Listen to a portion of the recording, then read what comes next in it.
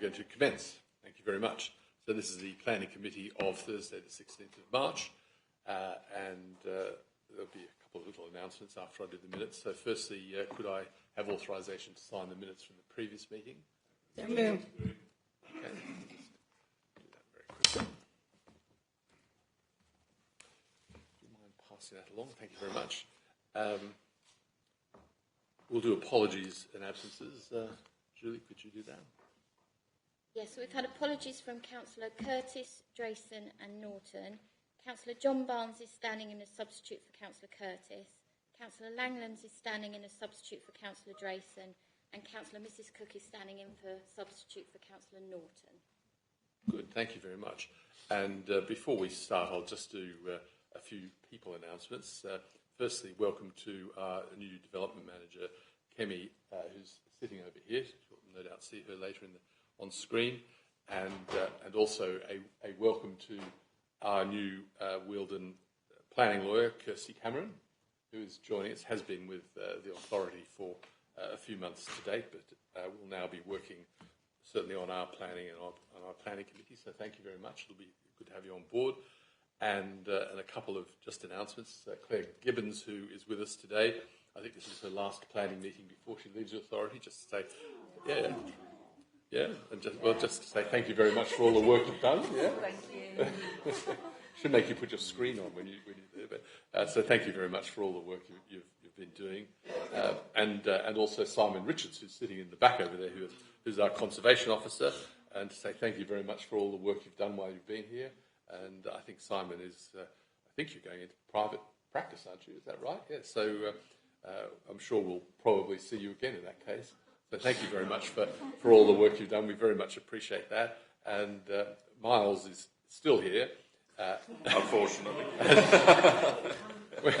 Yeah, this is still here. And he will be here in one form or another for some time. But I think we'll be sort of stepping into the background a little bit so that Kemi can take on her full role. So we will see Miles again at the next planning meeting next week, the special planning meeting, and less so. So I think probably from now, are you wanting people to address their inquiries to Kemi? Is that the plan? Yeah, both of us, I think, for now. I'd say both of us for now, and then I'll gradually exit stage left. Yeah. So certainly from the 1st of April, it'll be Kemi's show entirely. Okay, so when you, at the moment, address both of your correspondence to both of them, and from the 1st of April, Kemi. So that's quite a long list of hellos and goodbyes, but thank you very much. And also, I've got somebody else? Well, I was just going to say welcome to the other officers who are here today. It's a joy having you here in person. Can you name them all? I can name them all. Would you like to name them all? Well, I will be naming them all as I bring them forward. But we have Edwin here. We have we have Sam Kofi here, and we have Asma Chowdhury here. So thank you very much for coming today. We appreciate you being here in person. We do very much. So we're going to move straight along from that. Do we have any additional items? I don't believe we do. No? And I don't believe we have any withdrawn applications. Could we have disclosures of interest, please? Councillor Langlands.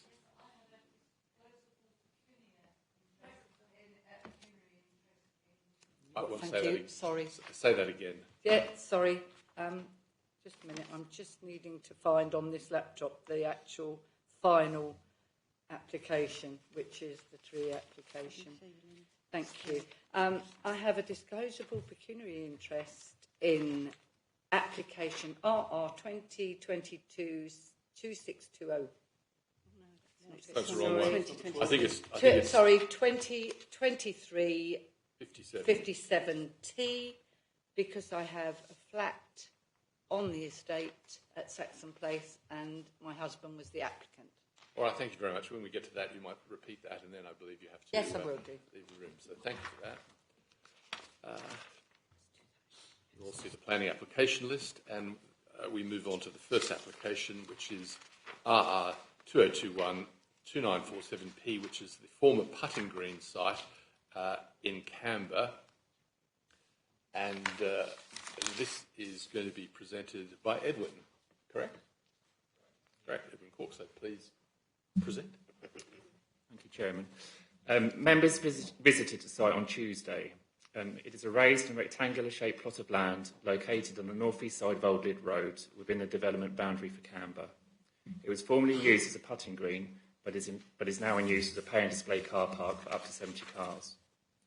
The site is owned by Rother District Council and is allocated for a residential development of some 10 dwellings, of which 40% are to be affordable under policy CAM 1 of the Development and Site Allocations Local Plan. The site is bounded by residential developments to the north-east, Marchants Drive to the south-east, and residential properties in Royal William Square to the north-west. There are sand dunes opposite the site on the other side of Old Lyd Road. The dunes and the beach beyond these are designated sites of importance for biodiversity. This is a full application for 10 dwellings served by new vehicular access from Marchants Drive, together with the provision of associated gardens, car parking and hard and soft landscaping. A new pedestrian footway is also proposed along the site's frontages with Old Lyd Road and Marchants Drive. 6 of the proposed dwellings are a mix of 2 and 3 bedroom market houses arranged as 3 pairs of semi-detached properties fronting Old Lyd Road. The remaining 4 dwellings are 1 bedroom affordable housing units arranged as 1 detached property and a terrace of 3 fronting Royal William Square. The detached unit is proposed as a first home and the terrace of 3 are proposed as affordable housing for rent. Most of the on-site car parking is proposed in the parking area to the rear of the properties. These spaces would be accessed from the new vehicular access on Marchants Drive. 2 of the market houses would be served by tandem parking spaces accessed from Old Lyd Road. In terms of their appearance, the proposed dwellings follow a contemporary design. The semi-detached properties fronting Old Lyd Road alternate between 2 and 3 stories in height and alternate between flat and dual-pitched roofs. The 3-storey houses also benefit from a beach-facing roof terrace at second floor level. The detached dwelling and terrace fronting Royal William Square are chalet-style properties with front and rear dormers. The external materials palette for the proposed dwellings predominantly consists of facing brick and vertical composite cladding to the elevations and metal standing seam roofs where pitched roofs are proposed. Renewable energy technologies are proposed in the form of air source heat pumps and solar PV panels for all of the dwellings. Electric vehicle charging points are also proposed in the parking areas. The main issues in this case are principle of the development, impact on the character and appearance of the locality, housing mix and affordable housing provision, impact on neighbouring properties, living conditions for future occupiers, highway matters, flood risk and drainage, and impact on habitats and biodiversity. The committee report addresses each of these issues in detail and considers the comments from statutory consultees and concerns raised by the parish council and local residents. The proposed development would be acceptable in relation to all these matters, subject to a legal agreement to secure the affordable housing units and subject to the recommended conditions. Overall, the proposal will deliver a well-designed and sustainable residential development on an allocated housing site with a policy compliant for affordable housing units. It will have an acceptable impact on the environment, including in terms of its relationship with the neighbouring residential properties and the adjacent designated sites of importance for biodiversity. With regard to local finance considerations, the scheme could generate approximately £104,000 in SIL money and approximately £72,000 in new homes bonus over 4 years. The recommendation is to grant planning permission, subject to completion of the legal agreement and subject to the recommended conditions. Thank you.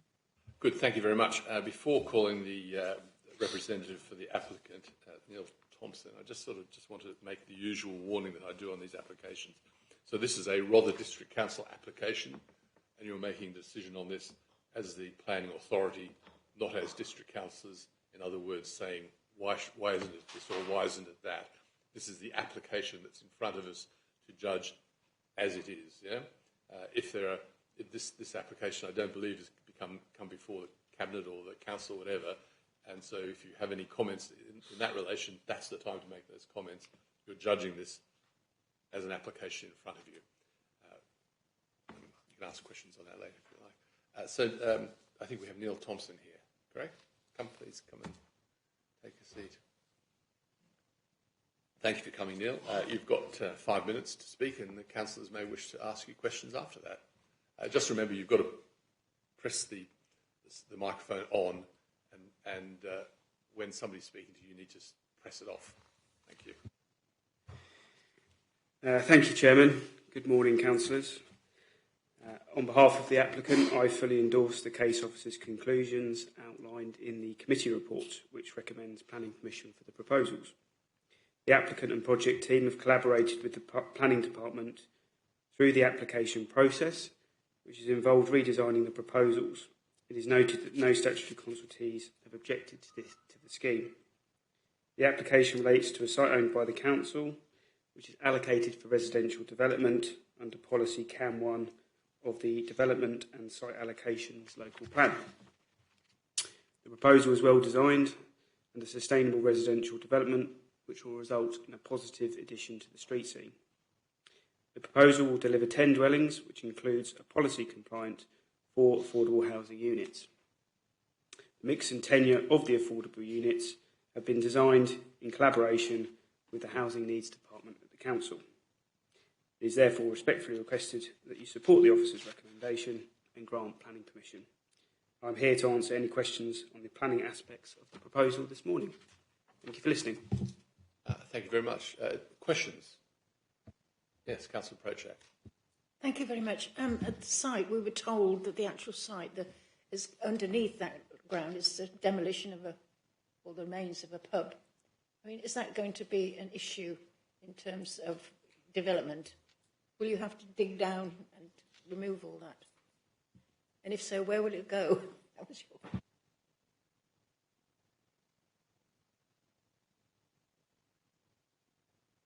Yeah, that's a good question. Thank you for asking. We have done ground investigation as part of the planning application process, so we've had a technical report done, and that's been involved with the surface water drainage as well. There is a construction and environmental management plan which would deal with any spoil or groundworks that would obviously have to take place to take any soil away, but we haven't had any indication that that would be a problem as part of that ground investigation. Any other questions? Councillor Langlands, yeah. I hope I'm directing the right question to you. Good morning. I was just wondering, have you done a viability report on this particular development and can assure us that the 4 affordable houses will remain affordable? Yeah, I can confirm that we have done a viability appraisal as part of the preparation of this development.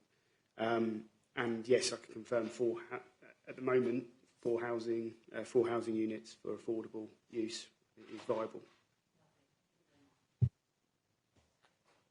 Any other questions? No other questions? Well, thank you very much. Thank you for your time. So I think we have Councillor Osborne online, put his hand up, and as a ward member, he'd like to say something. When you're ready, Paul.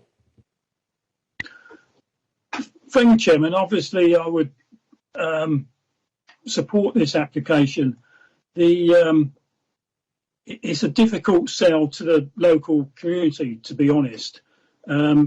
As you've seen in most of the objections, or a fair number of the objections, they sort of lament the loss of car parking spaces. My argument would be, do you want to look at an empty car park for 8, 9 months of the year, or would you want to look at a good quality housing development which hopefully will assist local people in finding somewhere to live? So I would personally rather see a good quality housing development rather than a car park. And I know that the officers have taken mitigating circumstances in sort of tidying up the other car parks to create more space for cars. And it could be argued you could have as many parking spaces as you like in Canberra. It would probably never be enough. So I would support the application. I would be much preferred if the whole site was 100%, but I know that's not 100% affordable or held under a CIC or something, but I know that's not that's not part of the plan application. And So as the application stands, I would be happy for that. And hopefully if in the future it becomes 100% affordable, that would suit me very well. Whether that suits everybody else very well, I don't know. But if it helps residents in Canberra remain in Canberra affordably, then that's good. Because the issue we have at the moment is 40% of the current housing stock are second homes or holiday lets, and that makes it very difficult for people growing up in Canberra to actually stay in the village that they grew up in. So hopefully this can go through, and I would support it, Chairman. Thank you very much. Thank you. Councillor Byrne, did you actually have a question for Councillor Osborne? No, you just have a general question afterwards. Do you have a question for Councillor Osborne? I think Councillor Harmer has a question for you. Thank you, Chair.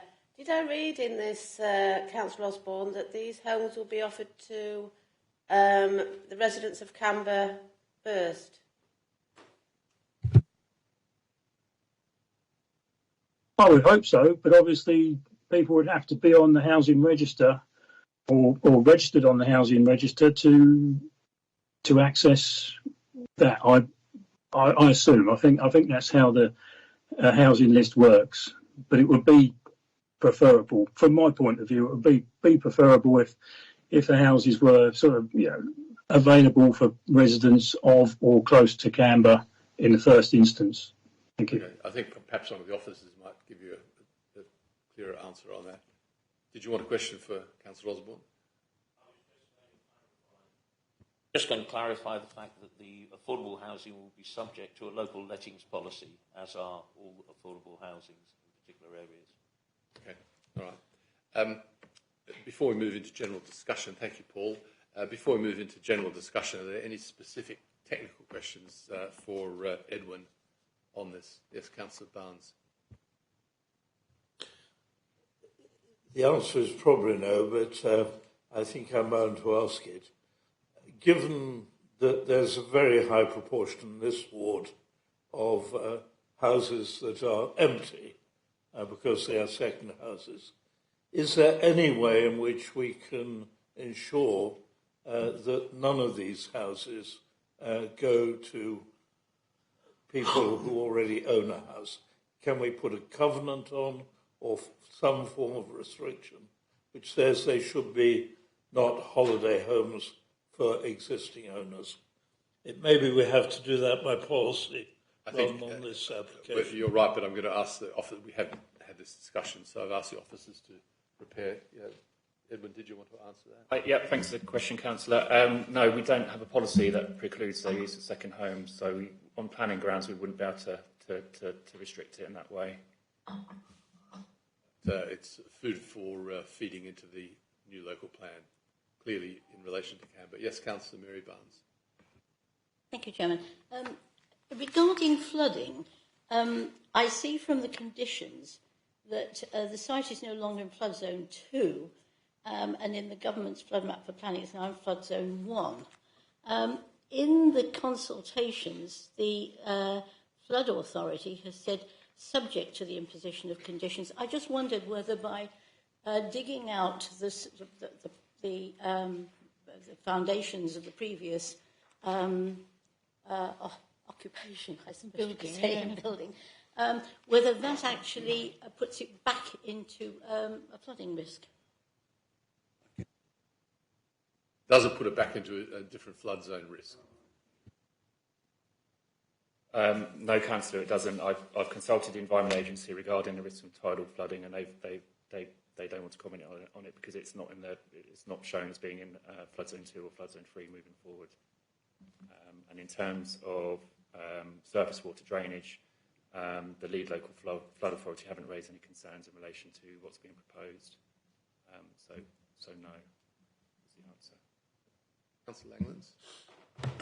Just a quick question about the gardens. In terms of policy for 10 metres, they all seem to be some quite considerably less than that. I mean, presumably you're comfortable with the fact that they're 7 metres and 8 metres and so on and so forth. Yes, so the site is quite limited in size, so there has had to be some compromise in order to accommodate all of the on-site car parking provision and the 10 units themselves. Our policy on garden sizes does provide some flexibility, so it does say normally 10 metres in length. But in this case, given the limited size of the site and the need for the on-site car parking provision, we have accepted smaller gardens in this case. I would also point out that some of the dwellings have got roof terraces at second floor level, and there's also the beach opposite the site, and there's 2 local play areas within walking distance of the site as well. So we are comfortable with the garden sizes that are being proposed. Okay, thank you. Thanks, Edwin. Right. Any more comments or discussions or points that you want to make on this? Yes, Councillor Proshak, and then we'll come down there. Your opening discussion. Yeah. I'm very convinced by Councillor Osborne's plea for the site. But if you look at all the complaints and the objections, it really is about homes for Canberra and affordable homes being kept affordable. I just want advice from a senior level that we could actually make this, you're saying we can't debate it, even though affordable homes is part of the application, but how can we actually send a message to whomsoever that this is what we as a planning authority would like to ensure? It's not satisfactory to say, oh, well, we haven't got a policy. I understand we haven't got a policy on second homes, but that's the fear of the residents, that they will all become second homes. Ben, would you like to answer that? I think what we'll make sure is that the desire of the planning committee to see a review of the affordable element is passed on to the council as the landowner and how that comes forward. So there will be papers coming forward to Cabinet regarding funding for this site and then obviously additional papers coming forward on the methodology for disposal or for the methodology of development. So I think what we'll do is we'll make sure that that message is passed on loud and clear, and I'm sure the ward member and those others involved will make sure that message is passed on loud and clear. Councillor Byrne. Thanks, Jonathan. This is another one for Ben, and I'm trying to stay away from overall policy.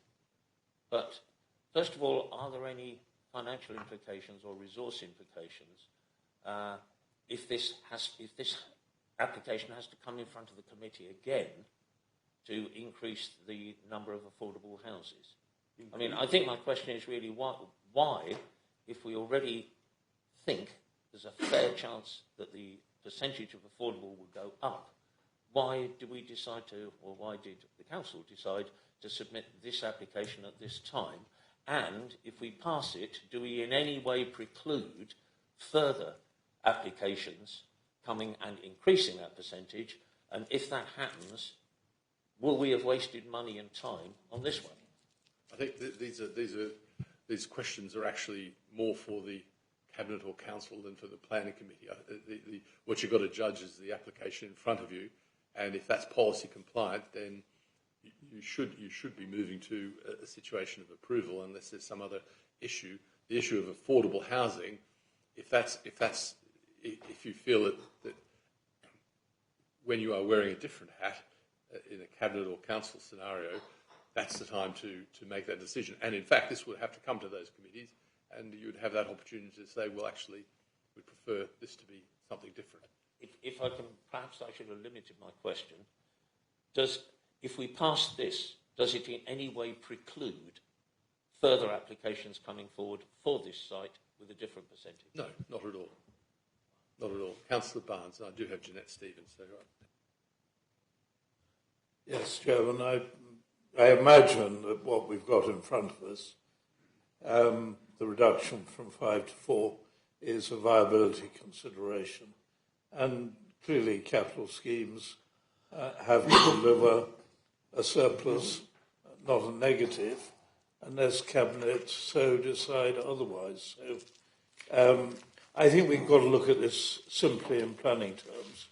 And the first point I would make is that in some ways, and I think the public need to understand this, the decision in favour of developing this site was taken in the DASFA.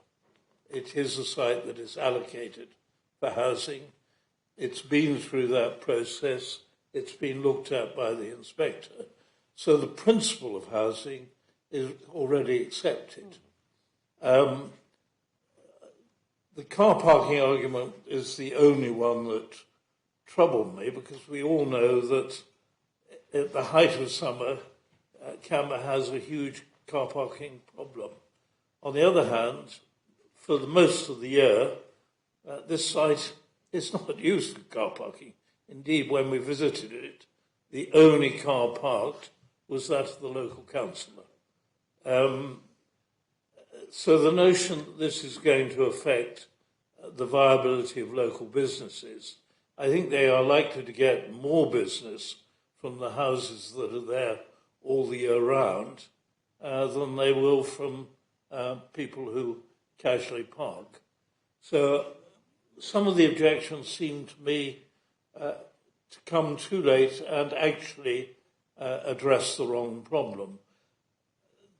Our real problem, and I think I agree with both my colleagues on, is somehow trying to get all these houses occupied rather than empty would be desirable. But to that extent, the fact that 4 out of the 10, which is policy compliant, will be for local people who will work in the local area, no doubt, is actually an advantage and a real plus. And I can't actually see any objection to this particular site being used for housing, given that the beach is adjacent. Otherwise, the small gardens would trouble me slightly. I look at the design and I think I did take a good look at all the other houses in the high street at Canberra. I think this is at least as good as the designs. There is no overall concept of design in that area as far as I can see. It's grown a bit like Topsy. But these seem to me a good quality design, have good space inside, and I frankly can see no reason for rejecting this application. Thank you. And I've got Councillor Stevens online and then Councillor Gray. And Yeah, thank you. Morning, everyone. I think these houses are actually really well designed. I like the idea of the solar panels and the electric charging, everything about them. Yeah, but the only thing that worries me, I mean, we need housing in Canberra and Rye. I would much prefer if these don't go as holiday homes. I mean, we've got a real big problem in Canberra and Rye of houses being sold and becoming holiday lets. I wish we could put some sort of covenant on these that they would just be nice housing for local people. Thank you. Yeah, we've already covered that point off. And yeah, I know, but I just want to give my point. Thank you. Absolutely. Councillor Gray. Thank you, Chair. Just a quick comment. On page 12, paragraph 6.14.4, one of the complaints is potential for noise disturbance from proposed air source heat pumps. I just want to dispel the myth that air source heat pumps are noisy. Having had one fitted 6 months ago, I can say they are absolutely not noisy at all. Less noise than a fridge. And that includes the big unit outside. Oh, thank you for that. Appreciate that comment. Councillor Mear.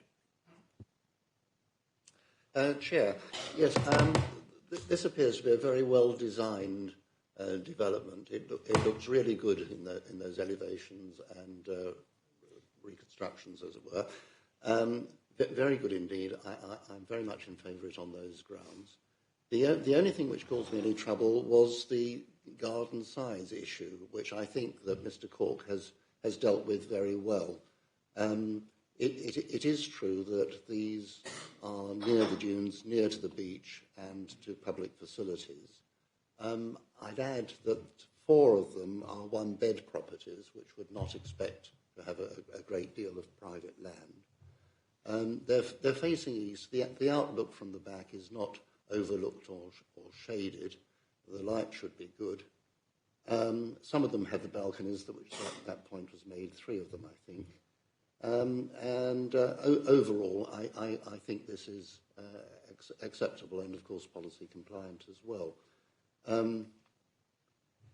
I know that I can't say anything about the future sales of the market property, but I observe, and it is only an observation, that it is the council in this case, can sell those houses on any terms it chooses, and if it wishes to impose covenants, then it will consult its lawyers and it will work out the mathematics and the viability of doing that.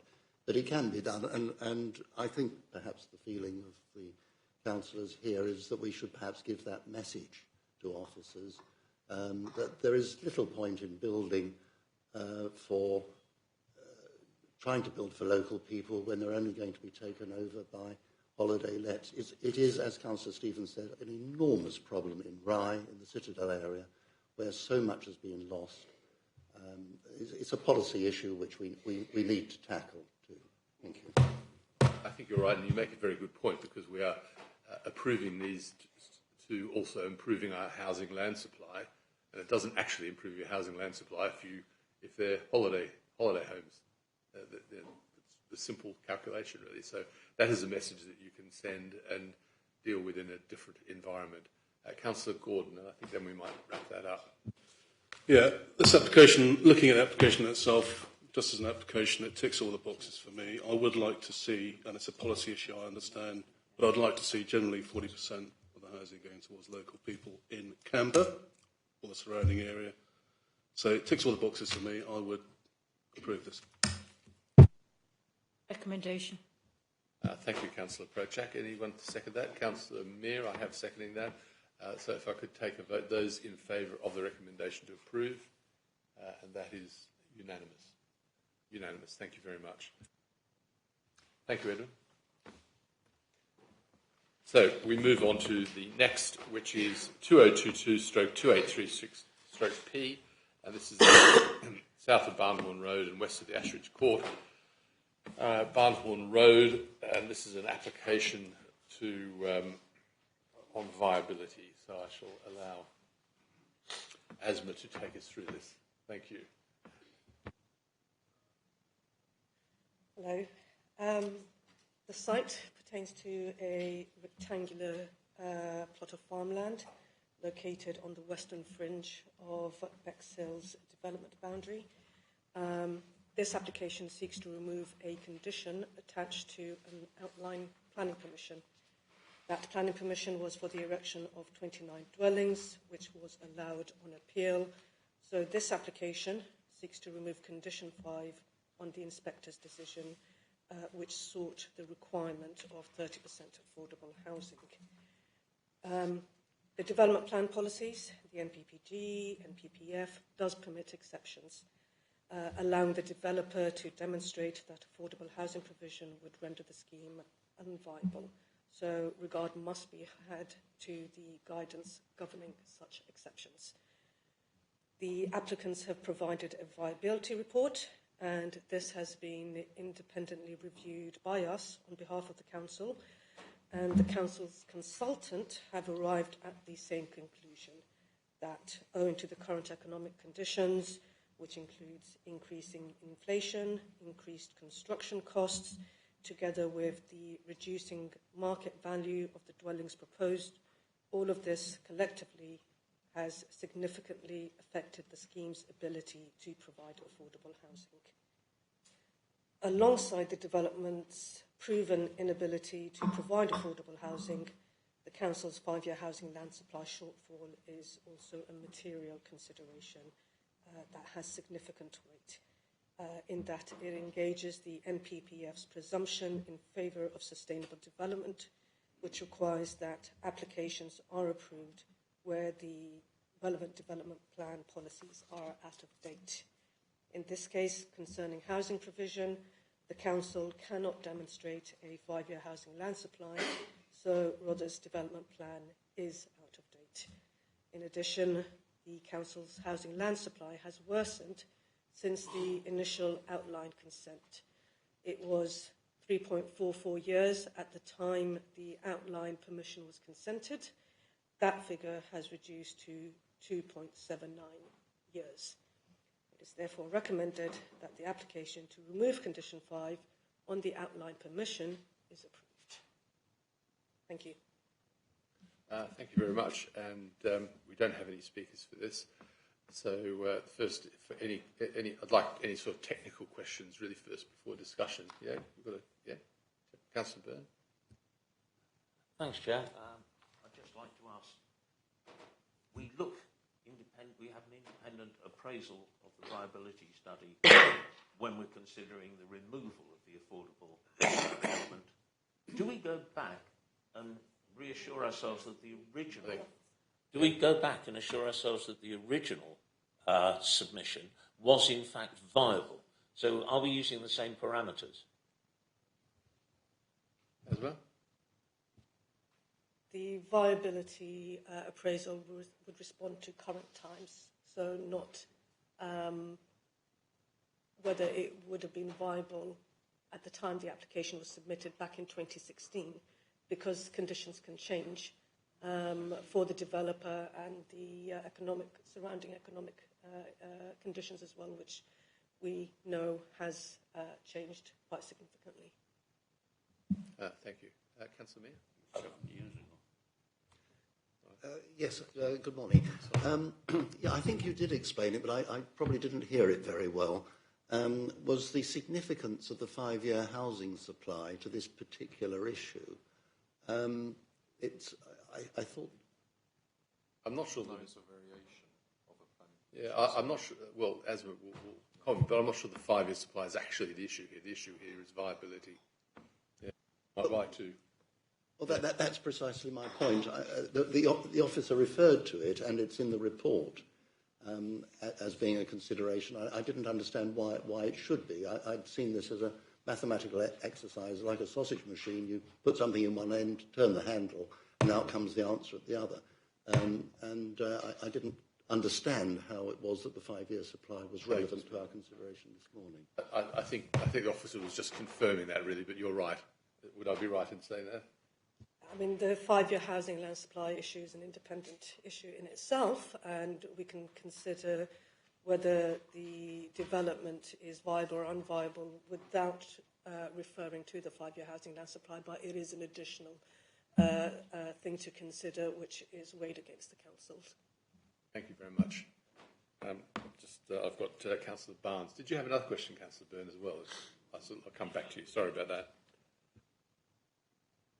Yes, I'd just like to be reminded of the drainage arrangements, whether that condition has been satisfied on this site, or is it still extant?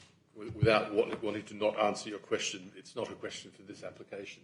I mean, we're dealing with a viability question, and to go off onto drainage issues, which are reserved matters, would be going on from that. I think it's relevant, actually, to the viability. It's not relevant. I'll ask the officer to give you a very quick answer, but this is purely on viability, yeah? And if drainage was an issue within the viability, one would assume that the two surveyors have taken those into account in their viability assessments, but I'll just defer to the officer.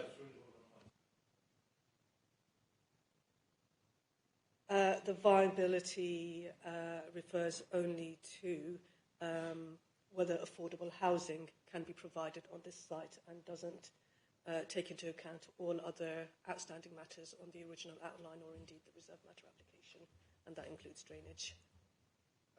Councillor Byrne. Thank you. Sort of clarification again. Sorry, clarification again. If we, am I right in inferring from the answer I've got so far that there is nothing to stop a developer putting in an application that they know is not viable, because we're not going to check it, but we're only going to check it when they come back and say, oh, sorry, things have changed, you can't have your affordable. Is there any mechanism to stop that? Any way we can spot a spurious application? There's no requirement to do a viability before a planning application goes in. It's a simple answer to your question, because things change over time.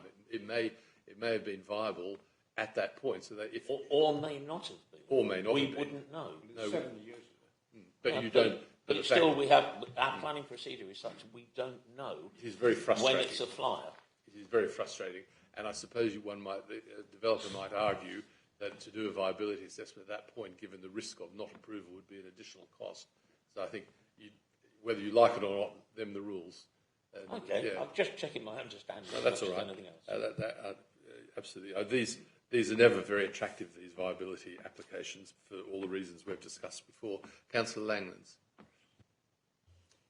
Yes, Councillor Jonathan Vinehall, it's almost like I'm sitting here with my hands tied behind my back and just nodding my head, because I just don't feel any discussion is getting us anywhere. What I would like to ask, though, is it could be a failing on my part, and I'm quite happy to put my hand up to it. I've never seen a viability report, so I would like to know what sort of percentage they are looking at in terms of their profit within a site, and was that percentage identified in the first viability report? Do you refer back to that? Really, rather similar to Councillor Byrne. Have we got something to go on, or has that increased? Because presumably the land value has increased over 7 years, so they must be sitting on something pretty substantial there. I'm just a little concerned that these keep coming to committee and we have to nod our head and say, yes, okay. And I just feel so tired about it. And I think, well, they could reduce the housing number. They could do something to improve that viability and make it work for us, because we need that 5-year land supply, that housing supply. It might help if the officer explained why there is such a difference between the applicant's viability assessment and ours, because it was quite a significant difference. There was. Councillor Lillian Langlands. Thank you very much. Asma, would you like to try and explain why there was such a big difference between the two? The differences aren't that significant. In terms of the developer's profit, standard is 15 to 20%, and these days, with recent appeals, inspectors have accepted 20%, where other local authorities required a lesser rate of return.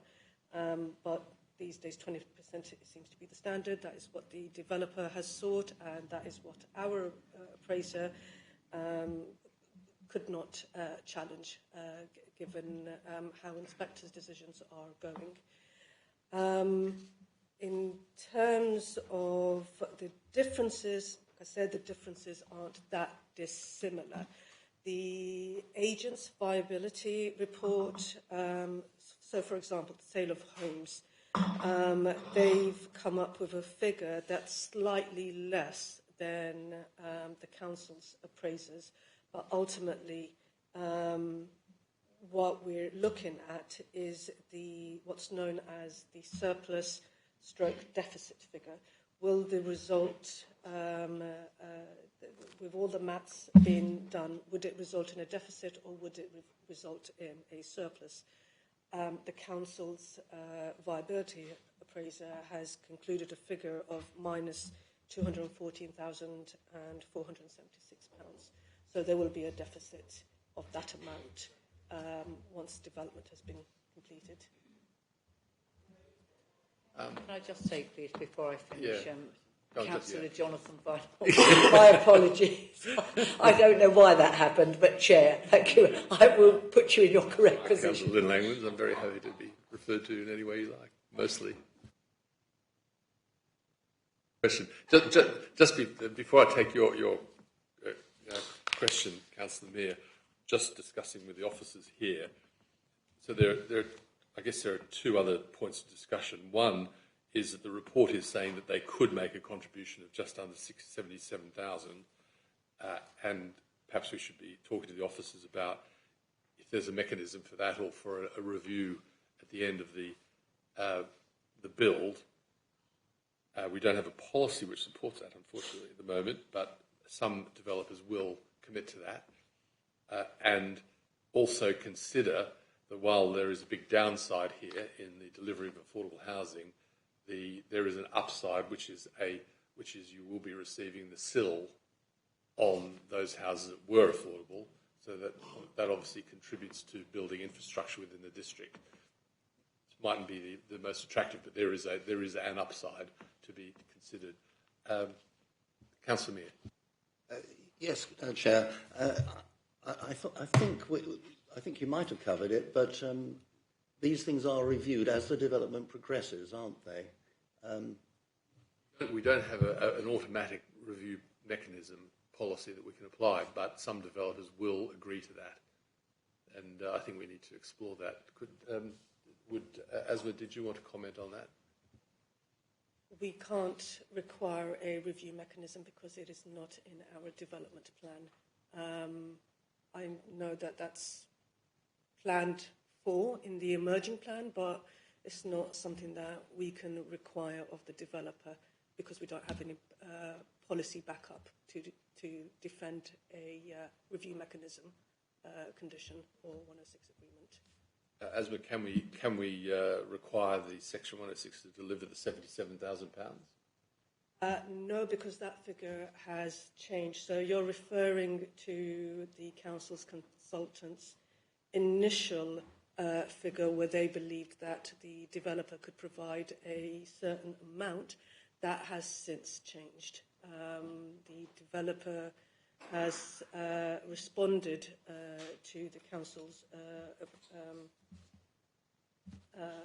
appraisal for that amount, and the council's appraisal in response have accepted the developer's appraiser. In that, why there's been a change in the decision in our assessment of the appraisal is that the build cost now matches the build costs that the developer's viability proposed. So before it was less, now it matches it. Councillor Ganley. Thank you, Chairman. I think it should be borne in mind that a review could have a result that is unfavourable to us as well as favourable. So I think we've got to be cautious with considering reviews. Barnes? Yes, it seems to me, Chairman, that policies can be out of date when they're to the advantage of the developer. But I would have said our policy on requiring a sum in lieu of affordable is out of date, and we probably ought to put a condition in, or a Section 106. And I think that will be in our emergent local plan, at least I hope so. And I think we should anticipate that. Thank you. Councillor Project, did you have a comment to make? A comment. I do so agree with Councillor Langley and her feeling as though we have got no choice here. We've got no choice, and we've had this before, and we're going to have it again and again and again. I remember this site, Councillor Errington, you and Councillor Harmer, a wonderful presentation during COVID. You did a good officer job. But so that's one on appeal, and we've got no choice now. Because developers, builders, are really, really good at lobbying the government. And there aren't many organisations that can demand 20% profit. But they do. And we're hamstrung. But the comment I want to make is we've now had 2 examples of planning applications where our policies are out of date, where we should be doing something about it. And I just want some way of saying the next time we come across this, let's try and do something about it with a policy that we can put in place or something, because we're not meeting the targets for affordable housing. I've got Councillor Cook first. Thank you very much. I may have misunderstood slightly. But I understood that if we change this to 0% affordable housing, we will gain more SIL. Is that correct? And you intimated that that SIL could be used for building more affordable houses elsewhere. No, you can't use the SIL for building affordable houses. You can use it for infrastructure. For infrastructure. How can we be assured that's how the money will be used for that? Well, that money comes to the council to decide on. We decide how that money is used still. Well, parish councils can use SIL money to build affordable housing, and so Bexhill Town Council could consider using that money. From this particular development, the SIL is. What is it? I just have to remind. It's about £500,000. Bexhill Town Council will get 15% of that, but that could build up over time. And if they choose that, they could use it to contribute towards that, and there are various other mechanisms. But regardless of that, the amount that comes to the council, which is 85%, will be used for infrastructure projects decided on by the council through the SIL plan. Thank you very much. For example, the SIL is being used at the moment, or will be used for rebuilding the Battle Sports Pavilion is a good example. So, infrastructure project. Yes, Councillor Barnes. So this is a genuine puzzle to me and a genuine question. The inspector, in reaching his decision, stipulated an affordable. We are now being asked to substitute our judgment of viability for the inspector's decision. And that leaves me in a somewhat uncomfortable legal position, because effectively the inspector's decision was conditional. He might have reached a different decision if there had been no affordable. And we are being asked now to overthrow the inspector's decision. And I just wonder whether we're legally competent to do that. Just on that point, if there's a right of appeal, instead of us making a decision, it goes to the planning inspectorate.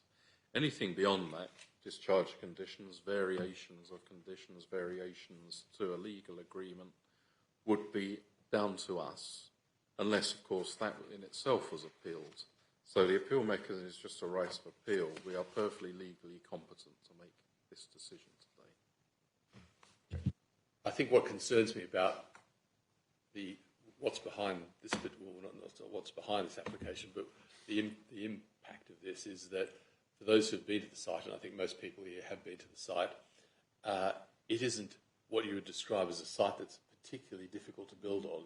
It's a slowly sloping site. It's on a main road. Access is absolutely fine. And if there is a viability issue on this site, there would be a viability issue on pretty much every site in Rother. And so it does send some really concerning sort of signals out, I think. And I think we're all equal in the frustration that we see with this. And it would be nice if the developer would agree to a review, particularly on affordable housing, to see some contribution come forward. Councillor Langlands, I think we need to wrap it up. It's just a very quick comment. So if we refuse today and it goes to appeal and it's a completely different view on it, would the viability overrule anything? Or would they come back and say, well, actually, you won last time on this and now it's changed? I mean, I don't know. I'm just trying to think. And would they succeed at appeal? Yes. Or would we?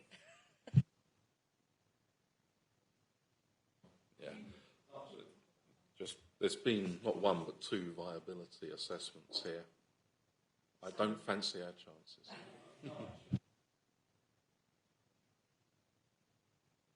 I'll have Councillor Errington and then finally. Thank you, Chair. Yes, this is on my ward, and as the Chair pointed out, you came and saw this 2 years ago where Councillor Harmer and I did the presentation. It's a small site, but it has some real positives for both of us, I think, in that it had electric parking, charging, there was a great travel plan, the drainage was going to be taken on by Pevensey and Cookmere, which is always our my personal first choice, and the fourth bonus point was the affordable housing. So obviously we, once again, are very disappointed. Oh, I just want to say good morning to Councillor Kirby Green, because she must obviously think that she's in a bad dream, because we were here 2 months ago having exactly the same conversation. So I'd like to register my disappointment. And Chair, again, could we have some record of this conversation, because just seeing it cold on the minutes that we agreed does not reflect anything whatsoever. There's no point, again, I'm repeating myself, I do apologise, but someone's going to be here in 2 months' time. If we're going to bring it to committee, we have to say something about it rather than just saying, agreed. It was the committee's decision that all changes in affordable housing come to the committee, so that we'd see them, we'd be able to comment on them and question them. Sadly, that doesn't make the decision any better, but at least it brings them into the public domain. So, if the developer is listening to this debate, he understands, but if he only got the opportunity to read the minutes, he'll think we were super happy with it, and we're not. Okay. Well, perhaps, sorry? Yeah, sorry, I've got one more point. Yeah. So is everybody in agreement that we have some sort of, and perhaps I liaise with Julie? Yeah, I think there are two things. We could, whilst it may not happen, but I think one would hope that it would help relationships with the developer concerned if we asked them if they would have a review of the costs of the development. They're entitled to refuse that, but if we don't ask, we don't get really. As I said, they're within their rights to refuse it, but if we don't ask and try and build those sort of bridges. Secondly, I think we should minute that the policy team take on board the need for, to address the affordable housing issue, how that's affecting us, as we should be minuting the point that we made in the last application in terms of second homes in the Canberra area. So I'm sure the clerk will pick those up. Thank you. Go on. Yeah. Just one final point. I wrote to Jeff Pyra after the last meeting to ask if it could be put in as new policy. So this afternoon, if you do get 5 minutes, could everybody please do the same, because I think that shows the strength of feeling about this. Finally, I'd like to thank the planning officer for all our hard work on this. Thank you. Yes. Did I have one more? No. Yes, Councillor Gordon, and then we'll, I think, finish this. I'm very disappointed, actually, due to our policy. We're basically up the creek without a paddle, I'm afraid, so I sympathise. Yeah. I will take Councillor Harmer as the final word on this. Just to thank everyone here that has made a point about this, and thanks to my ward buddy, Councillor Errington. Disappointed is an understatement, but thank you everyone for your support. The minuted is absolutely how it should go. Thank you very much, Chair. Thank you. Would anyone like to propose this application? Thank you, Councillor Ganley, and seconded by Councillor Gordon. Those accepting the recommendation?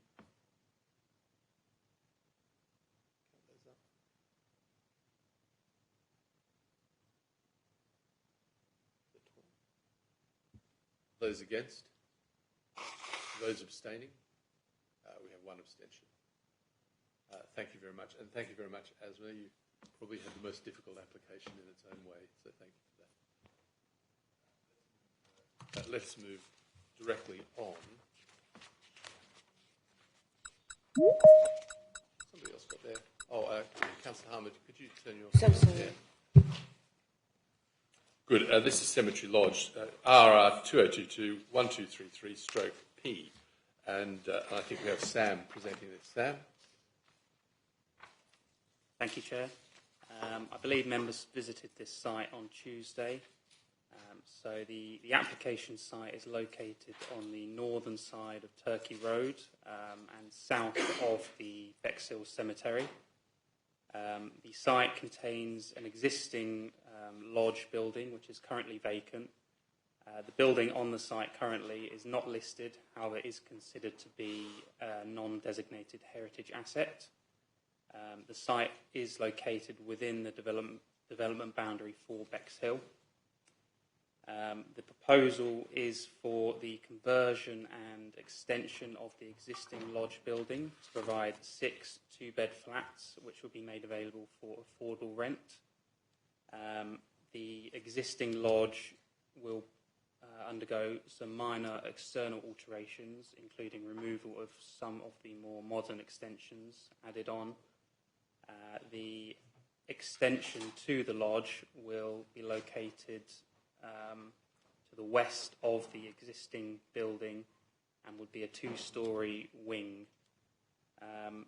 The external materials of the extension would be a red brick, which would be of a slightly lighter shade than the existing lodge. The roof would be a zinc cladding material, and the windows would be of an aluminium material. The access to the site would be via St Mary's Lane, which is adjacent to the entrance to the cemetery. The entrance gates will not be used for vehicular access to the site, but will still be retained for pedestrian access. The proposal does include on-site car parking for 9 cars, as well as a cycle storage within the site too. The proposal does include amenity space for the units in the form of external gardens, terrace areas, and a communal garden to the front of the lodge.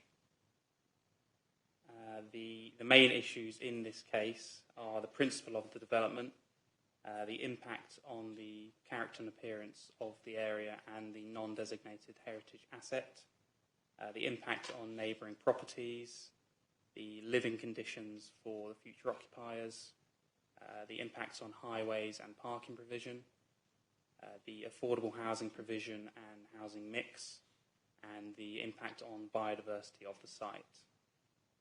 The report does outline these issues in detail and outlines all of the relevant consultee responses that have been received.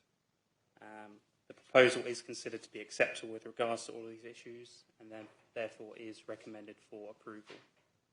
Thank you. Thank you very much, Sam. We have 2 people speaking on behalf of the application today. The first is Steve Hartman. Steve, if you'd like to come forward. Steve is the representative from the Bexhill Community Land Trust. So you've probably got the idea of speaking. You just have to remember to turn it on and off, otherwise the camera doesn't move around. So whenever you're ready, please. Well, good morning, everyone. My name's Steve Hartman. Thanks for allowing me to speak this morning. I have to admit to being a retired planner, so I've had the pleasure of dealing with planning applications for over 40 years in various different planning authorities. So this is somewhat familiar. I only moved from St Leonard's to Bexhill last March, so we're recent residents of Bexhill. Shortly afterwards we moved here. A friend drew my attention to the current application. I had a look at it, I visited the site, and I wrote a letter of support to the council. And I was subsequently persuaded to join the Community Land Trust and indeed to become a member of the board. That's why I'm here. Now, I think this planning application is good news for affordable housing, having heard all the discussions this morning. I suppose before I became involved, I was ignorant of community land trusts. What are they? I didn't know. They started to become established in this country early this century, and there are now over 500 community land trust groups in England and Wales. They're community-based. They're normally involved in the provision of affordable housing, but can relate to other community facilities, pubs, playing fields, village halls, that sort of thing. And there's a legal asset lock, as it's called, which dictates that assets can only be sold or developed in a manner which benefits the local community. So our vision is very simple. We aim to help Bexhill residents access affordable homes in perpetuity. So the proposed flats will be affordable in perpetuity, forever, and owned by the local community. Anyone in Bexhill can join and contribute, And indeed, we invite you all to join. That would be great. So the planning application, it represents a small contribution to the dire need for affordable housing in Bexhill. Hopefully, it'll be the first of many similar schemes. As you can see, the planning report recommends permission is granted, and this is because the application fully complies with planning policy. Now, I think the planning report is a very detailed report. The planning officer has already explained the issues. I'm not going to bore you by going through all of those again, just to say that in my view, the planning application fully complies with permission, and I would ask you to grant planning permission. Thank you. Thank you very much. Do you have any questions for Steve? Yes, Councillor John Barnes. I would just like to ask for you, Chairman, why a slightly paler shade of brick? That's a good question. I think that's something that your conservation officer and the architect have discussed. It wouldn't be my choice, I have to say. Having said that, as it's set out in the report, this is not a particularly prominent site. And because of the design of the building, the lodge will still appear the dominant building on the site. So I would suggest it's not a critical issue, but I would be with you on that one, Councillor Barnes. Thank you. So, other questions? Councillor Mary Barnes. Hello. It's just how much of the land around the lodge will be owned by the trust? The land that we would acquire from the council would be the building itself, where the new building is going to go, and then just sufficient land to allow for the parking and the area that would form the access area and communal garden. So it wouldn't be a large area, because by and large the Community Land Trust is there to provide affordable housing. It doesn't want the cost of any more land that it actually needs. Yes, Councillor Gordon. Hello, Steve. Those rather grand gates at the entrance, will they be remaining? Is that what's the plan with those? Absolutely. That's a critical issue for us. They form part of the character of the old entrance to the cemetery, and the cemetery lodge and the gates go together. Thank you, Steve. Councillor Mear. Good morning. The lay-by for parking, will that require the cutting down of any trees? Well, it will need the removal of some of the trees there. They are not protected in any way. They do contribute to the character of that lane running up to the cemetery, but there are lots of others. So I suppose the parking has got to go somewhere. We think that that's a very limited removal of trees, and it's a balance in these things, as it always is with planning. Councillor Langlands. Thank you, Steve. Just a quick one. The pedestrian access there, is that access for all? It's not just to the properties, is it? Pedestrian access running from the gates as they are at the moment up to the cemetery will be retained. There'll be no change to that. Thank you very much. Yeah, Councillor Proche. Thank you, and thank you for the work you're doing. I mean, this is obviously one way, as you say, of delivering what we want. And congratulations and thank you for the work. The one thing that was pointed out was that the bus services is only an hour. It's like a village service, an hour and a half every bus. I mean.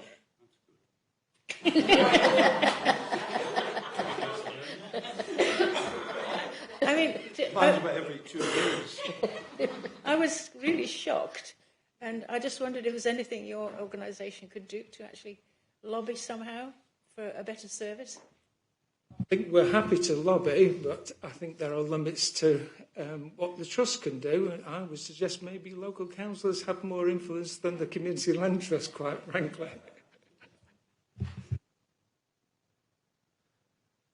Ben Hook tells me it's only a 20-minute walk to the town centre. Don't shoot the messenger. All right, well, Steve, I think that's all the questions. Thank you very much for coming today. We very much appreciate it. I think we're very sensitive to the amount of work that a community land trust takes, and so we know how much work you will be doing and meeting all the difficulties along the way. So thank you for that. And I believe we have Chris Purdy online, who's the agent. So Chris, if you could come on full screen and make. Good morning. Good morning. Morning. You can hear me? Can you hear me? Yes? Yeah, we can hear you. I can hear you. Yeah, you can hear me. Whenever you're ready. Great, thank you. Good morning, Chairman and members, and thank you for allowing me to speak in favour of this application.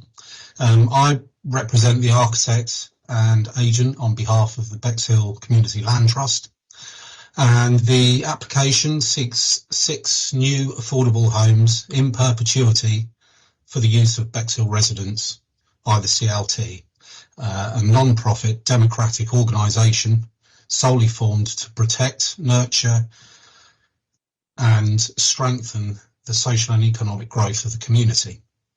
As Steve's already run through, he represents the CLT.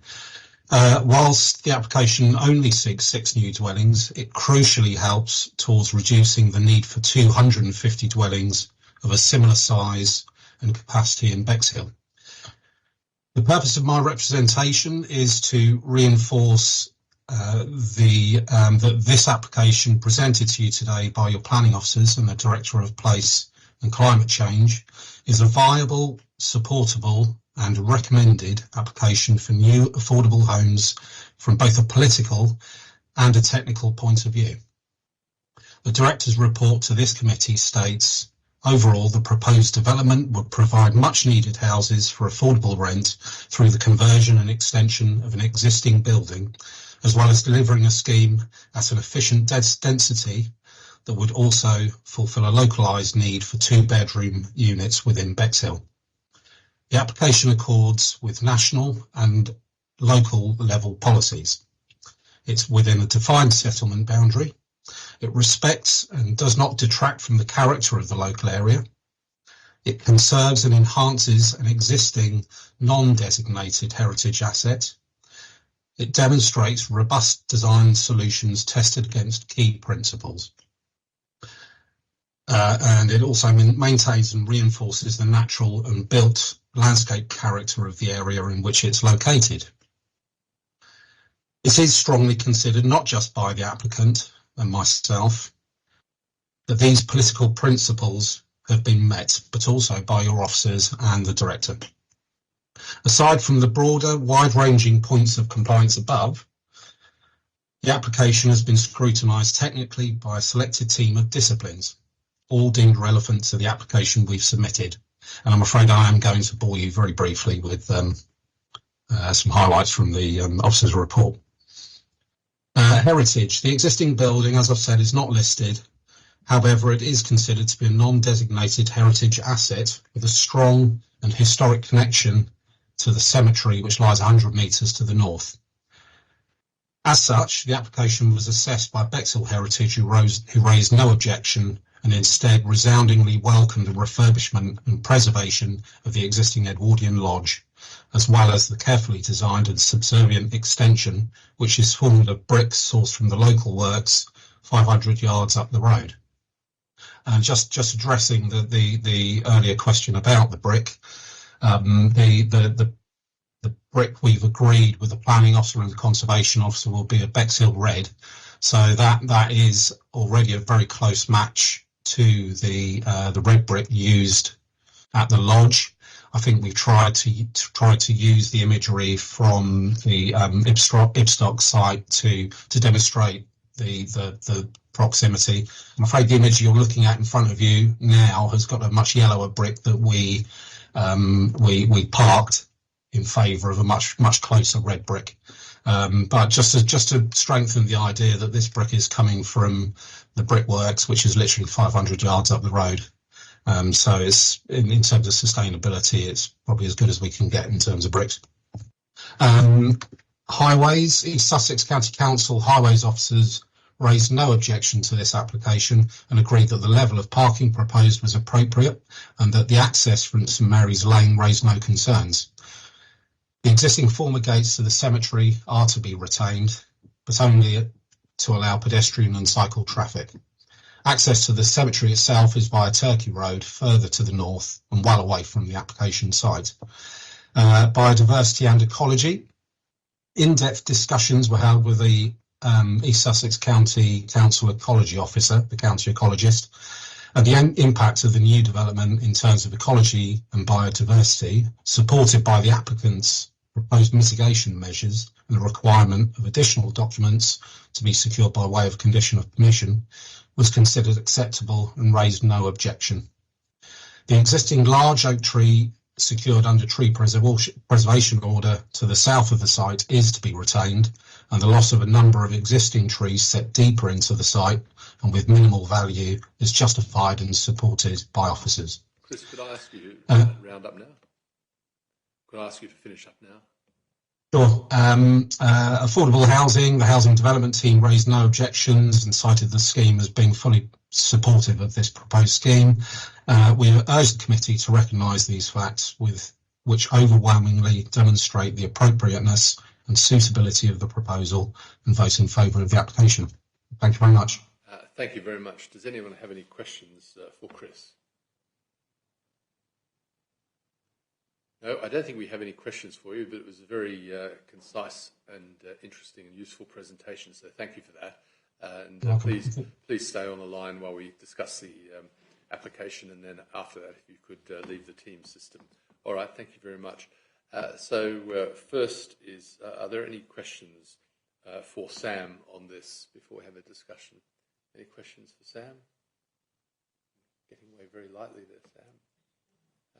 Would anyone like to make any comments about the application? Yes, Chris. Thank you very much, Chairman. Yes, I appreciate that the agent and my colleague to my left have already commented about the existing stone gate piers and the ornamental gates. I'm very much aware in Bexhill that accidents happen. And when accidents happen, there seems to be an excuse not to rebuild. And I really would like to plead that if any accident did happen, which could easily happen during building works, that these piers are replaced and rebuilt. I am very much aware, being a local, that relatives of the original builders of this entire site are still living in this town. Thank you. Thank you very much. Councillor Gordon. Yes, I'm certainly in favour of the application, and it ticks all my boxes. That's a comment. Thank you. Thank you. Yes, Councillor Barnes, and then Byrne, and then Meir. Yes, on balance, I think I'm going to vote for this because it's a very good scheme. And there are certain pluses. The removal of the poor 20th century additions to what is a pretty outstanding Edwardian design, I think, is an advantage. I have some hesitation about the loss of all the garden space. There really will be very limited garden space left. I think that's sad for the residents. And I also, this is a matter really of judgment. I frankly find some of the fenestration of the new building doesn't fit quite as nicely with the Edwardian building as I might have hoped. We seem to have taken a decision to make the new building as different as possible from the Edwardian building, which is a good reading of the history, but not necessarily visually that attractive. But despite my doubts, I think on balance, the fact that we are going to get major affordable housing advantage from this, and the CLT is going to be there in perpetuity or some successor in title, leads me to suppose that we really ought to vote for this scheme. I'm happy to propose, Chairman. Thank you very much. We'll have a couple of speakers and then take that forward. Councillor Byrne. Thank you, Chair. I just really want to make a general comment about CLTs. On our last application, we were all saying, isn't it dreadful because national policy seems to stop us doing what we want. It takes planning decisions away from the local people. CLTs seek to redress that, and the whole CLT movement in its inception seeks to put that back within the local community, and I think it's just to be applauded. And this is a particularly good example of a CLT, as is the one at Icklesham that is already now occupied. So this was just a general comment that it's not all doom and gloom. There are moves afoot within the whole planning area to reconnect planning decisions with local people. So I would also love to see more CLT-led developments coming through in the rural areas, and maybe then circumventing some of the objections we get. So just a general comment, Chair. Thank you. Thanks, Councillor Burt. Councillor Mear. Chair, yes. Councillors Barnes and Byrne have really stolen my thunder. I agree completely with both of them. The only thing I would add is that the Icklesham CLT, the first in the district, is now occupied and is looking good. And it was one of the first applications that this committee, following its constitution after the last elections, decided, and we passed it. And it's been good to see it come through to fruition. Last point, can we change the name of Cemetery Lodge, please?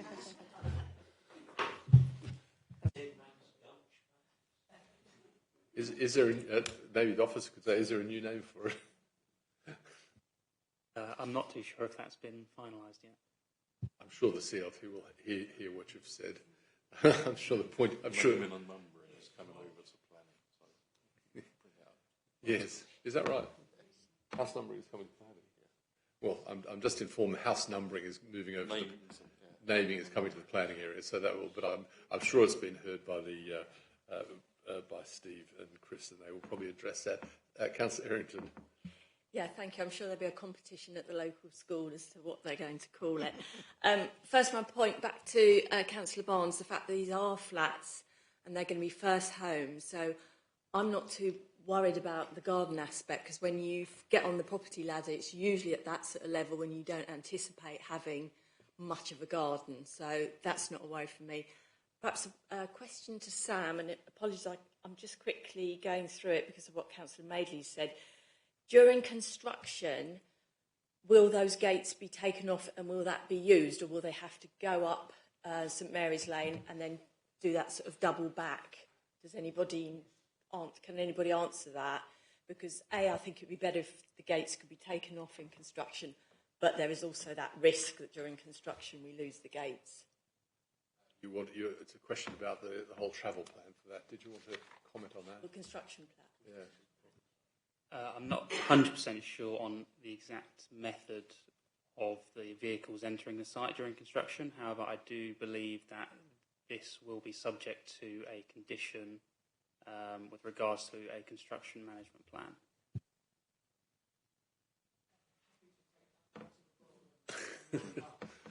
Well, thank you very much. We have a proposer. Do we have a seconder for this? Seconded by Councillor Errington. Can I ask those in favour of this application? I think that's a unanimous vote. Thank you very much. I think we're at 5 to 11. Would everyone like a comfort break for 15 minutes? So if I could say come back at 10 past. 10 past, please.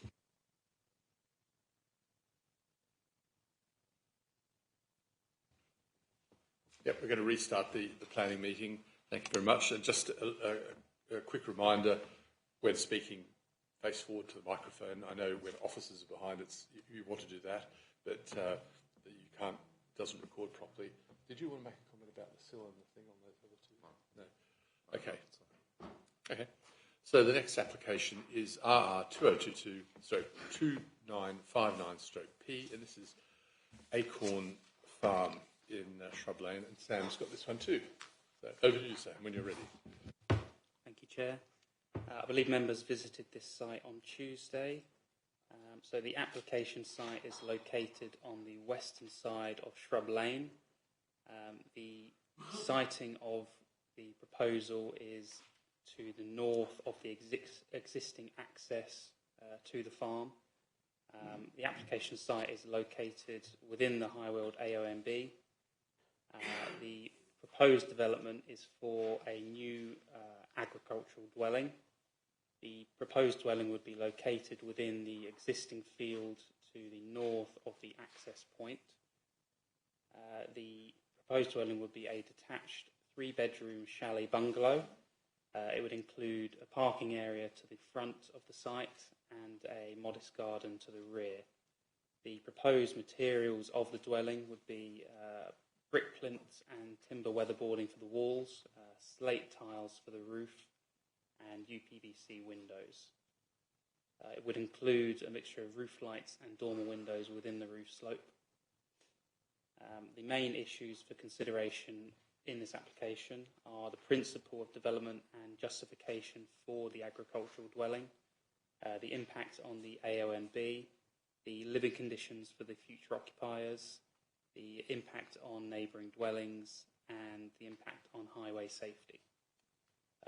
With regards to the principle and justification, the council have consulted the rural estate surveyor, who has assessed the application with regards to viability of the agricultural unit. It has been concluded that the existing agricultural unit is viable and the justification for the proposed dwelling is accepted.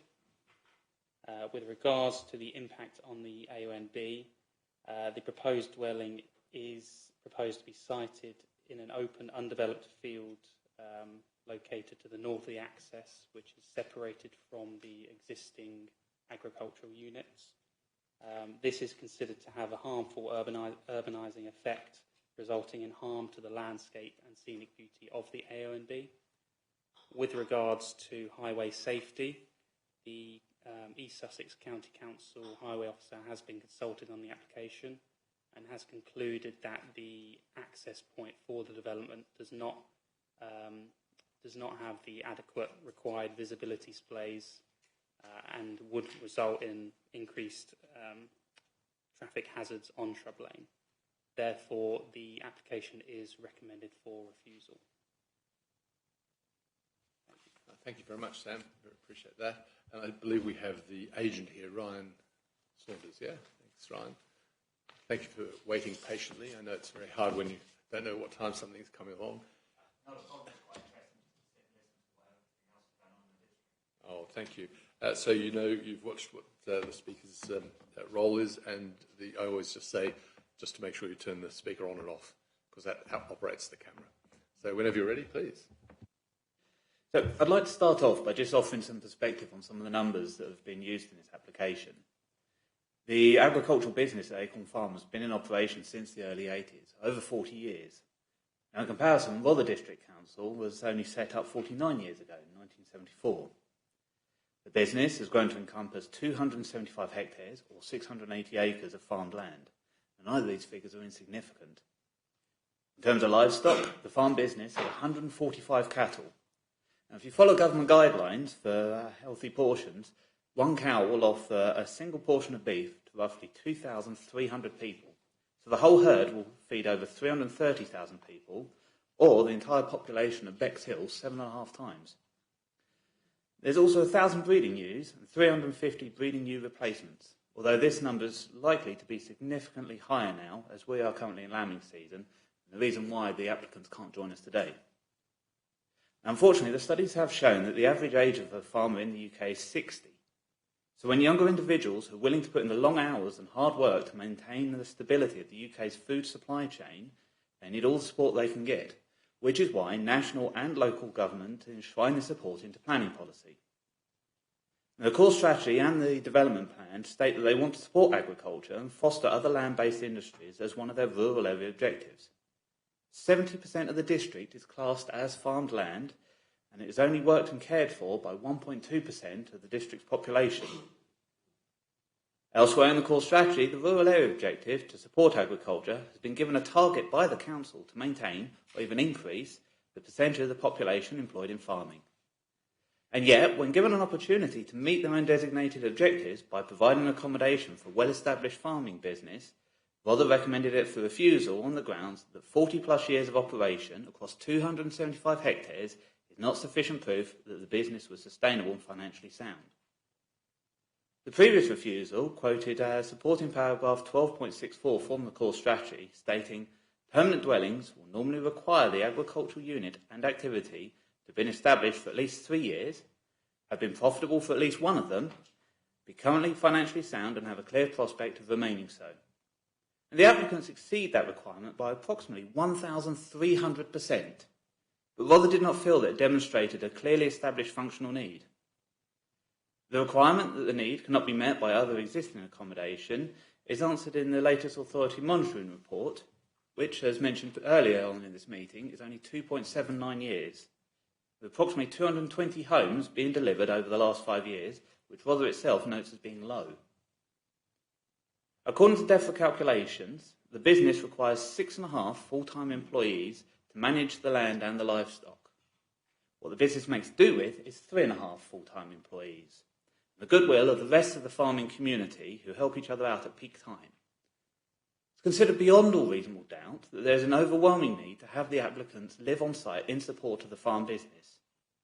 Yet, despite this pressing need, the applicants did take care in designing the proposal, making sure it wasn't just picked out from a catalogue, that the design fit with the surrounding dwellings, in line with the built form, close to the highways access. Making use of what's already there with the existing access, we could have taken the option of removing the existing hedgerows to improve an access in that respect. But, bearing in mind the whole key theme for this year is biodiversity net gain, we didn't see the point of ripping down existing hedgerows without making use of what was already there. The applicants already live on site, so by refusing this application, not only would it increase the traffic movements to the farm, but it would also add commuting time at the either end of a very long working day for these individuals. And it is highly likely the business would suffer as a result. Now, while the NPPF is wary of encouraging isolated homes and development in areas of outstanding natural beauty, it does recognise that the need for rural workers to live at their place of work is a valid exception. With 40 years of business behind it, the proposal at Acorn Farm ticks all the boxes. Approving the proposal would demonstrate the support promised for farming, it would contribute to the local economy, and it would reflect the wishes of the local community who have shown an overwhelming level of support for the applicants. So we would kindly ask this committee to support Tom and Katie's request to build their family home at Acorn Farm. Thank you. Thank you very much, Ryan. Do we have some questions for Mr. Saunders? Yes, Councillor Projak. Thank you for the presentation, Mr. Saunders. That's great. Presumably, as agent, you've looked at the past history of this application, and you will have noted that over the 30-odd years, there have been 6 applications for a new dwelling which have been refused. Would you comment on that and the reasons for refusal, or how you've addressed some of those reasons? As was mentioned earlier on in the meeting, unfortunately circumstances have changed. The applicants' parents have lived on site for those full 40 years. Their eldest son still lives with them, with his fiancée. As you can imagine, a young soon-to-be married couple staying with their parents is not something that they want to keep on for a long time. So they have tried in the past. They have made do with extensions to the existing home where possible. But unfortunately, it's now got to the stage that they really would like a place of their own. So although they've tried in the past, this is another go to at least give them an independent space of their own whilst remaining on site. Didn't really answer the question, but I shall ask the officer. Thank you. Yeah, other questions? Yes, Councillor Meir. Yes, the building looks quite attractive to me, and I can see that you haven't chosen it from a catalogue. But why have you chosen slate rather than tiled for the roof, which would be tiles would be more consistent with the AONB, I would have thought?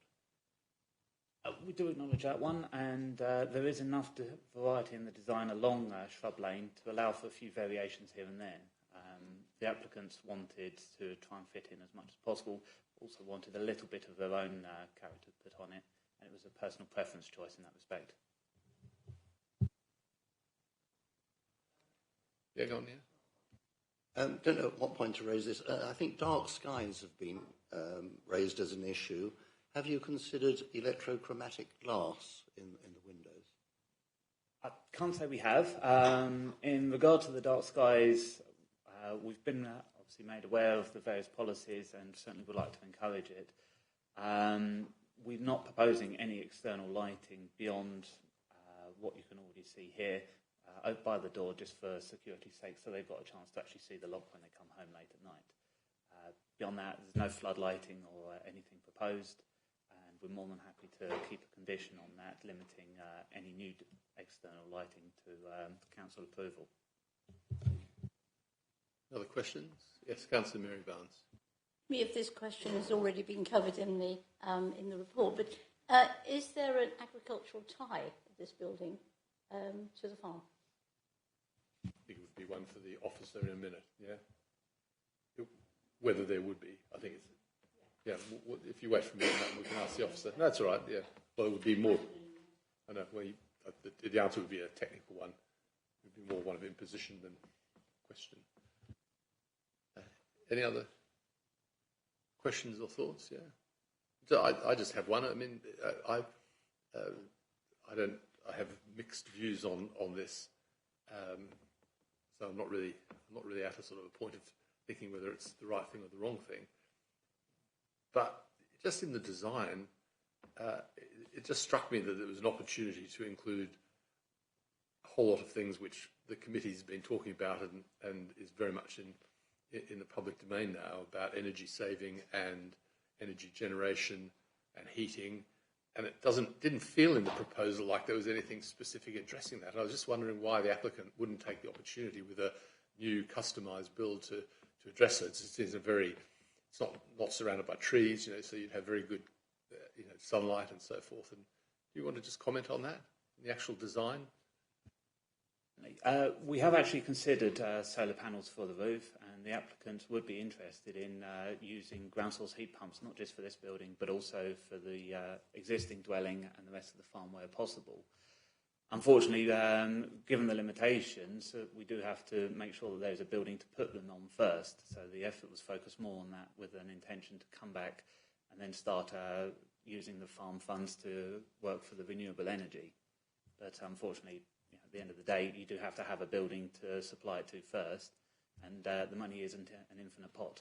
It seemed there was an opportunity, being sort of reasonably closely related to the other house, to even have some district heating, or they're just opportunities sitting there, and it just doesn't feel like that they're being explored, and it's not necessarily a reason for something to be refused, but it's certainly an opportunity to move in the direction of where the world is going, really. So you have a building which is self-sufficient nearly, which I'm sure a family would like. So the family that would be moving into this, it's a husband and a wife, and just husband and wife, or children? So it's the original couple that bought the farm 40-odd years ago. It's their eldest son and his fiancée that would be moving into it, and it would become their family home. The mother and the father are in their 50s. They still have quite a few years left of working life left to them, and they've got no wish to leave the farm that's been their home for that long. They want to continue farming it with their son and his fiancée. But similarly, the son himself would also like the opportunity to have his own family space and continue the farming generation. All right, thank you very much. Any further questions? Well, thank you very much. Please take a seat at the back again. I think we have Councillor Kirby Green here, who wishes to make some... Thank you. I'm very sad that I'm having to address this meeting today. This is a real farmer wanting to build a modest home on their own land for real farm accommodation. As you know, Burwash Parish Council and the wider residents, including those that belong to Burwash Save Our Fields Group, are committed in their efforts to protect the High Road AONB, as are John and me. This application has not attracted one opponent. The village is united in supporting this hard-working and long-standing farming family. In fact, all the adjoining neighbours were horrified that the previous application was refused and have now written strongly worded letters of support. You will have visited the site, and you can see quite clearly from the map that was up just now, it is not isolated. Shrub Lane is made up of differing styles of houses, some of which have been built in recent years. One modest house on this site is not going to cause harm to the AONB. Interestingly, a couple of fields away was not considered to be isolated when officers recommended approval for a 42-unit housing estate a few years ago. That site was visible from miles around. This one is not. Over the years, I've been aware of a number of applicants who have played the system. One shipped in hundreds of chickens, and once the site visit was over, shipped them out again, and now lives happily in his chicken barn. This is a genuine case. The applicants are a known and well-respected farming family whose intention is to continue the generational farming of local land. They currently live on site in a mixed-generation home, but want to have a family themselves, which has brought them to this application. These are the farming families that should be supported. Farming is not a 9-to-5 job, and it is clearly hugely helpful and beneficial to the livestock to live on site. In fact, if the applicant doesn't live on site, the result is less sustainable, as there will be increased vehicle movements to and from the farm. It's well known that a lack of accessible rural homes can harm UK agriculture, as farmers struggle to find somewhere to live. A lack of affordable housing in many areas is having an adverse effect upon young people being able to enter or stay in the farming industry.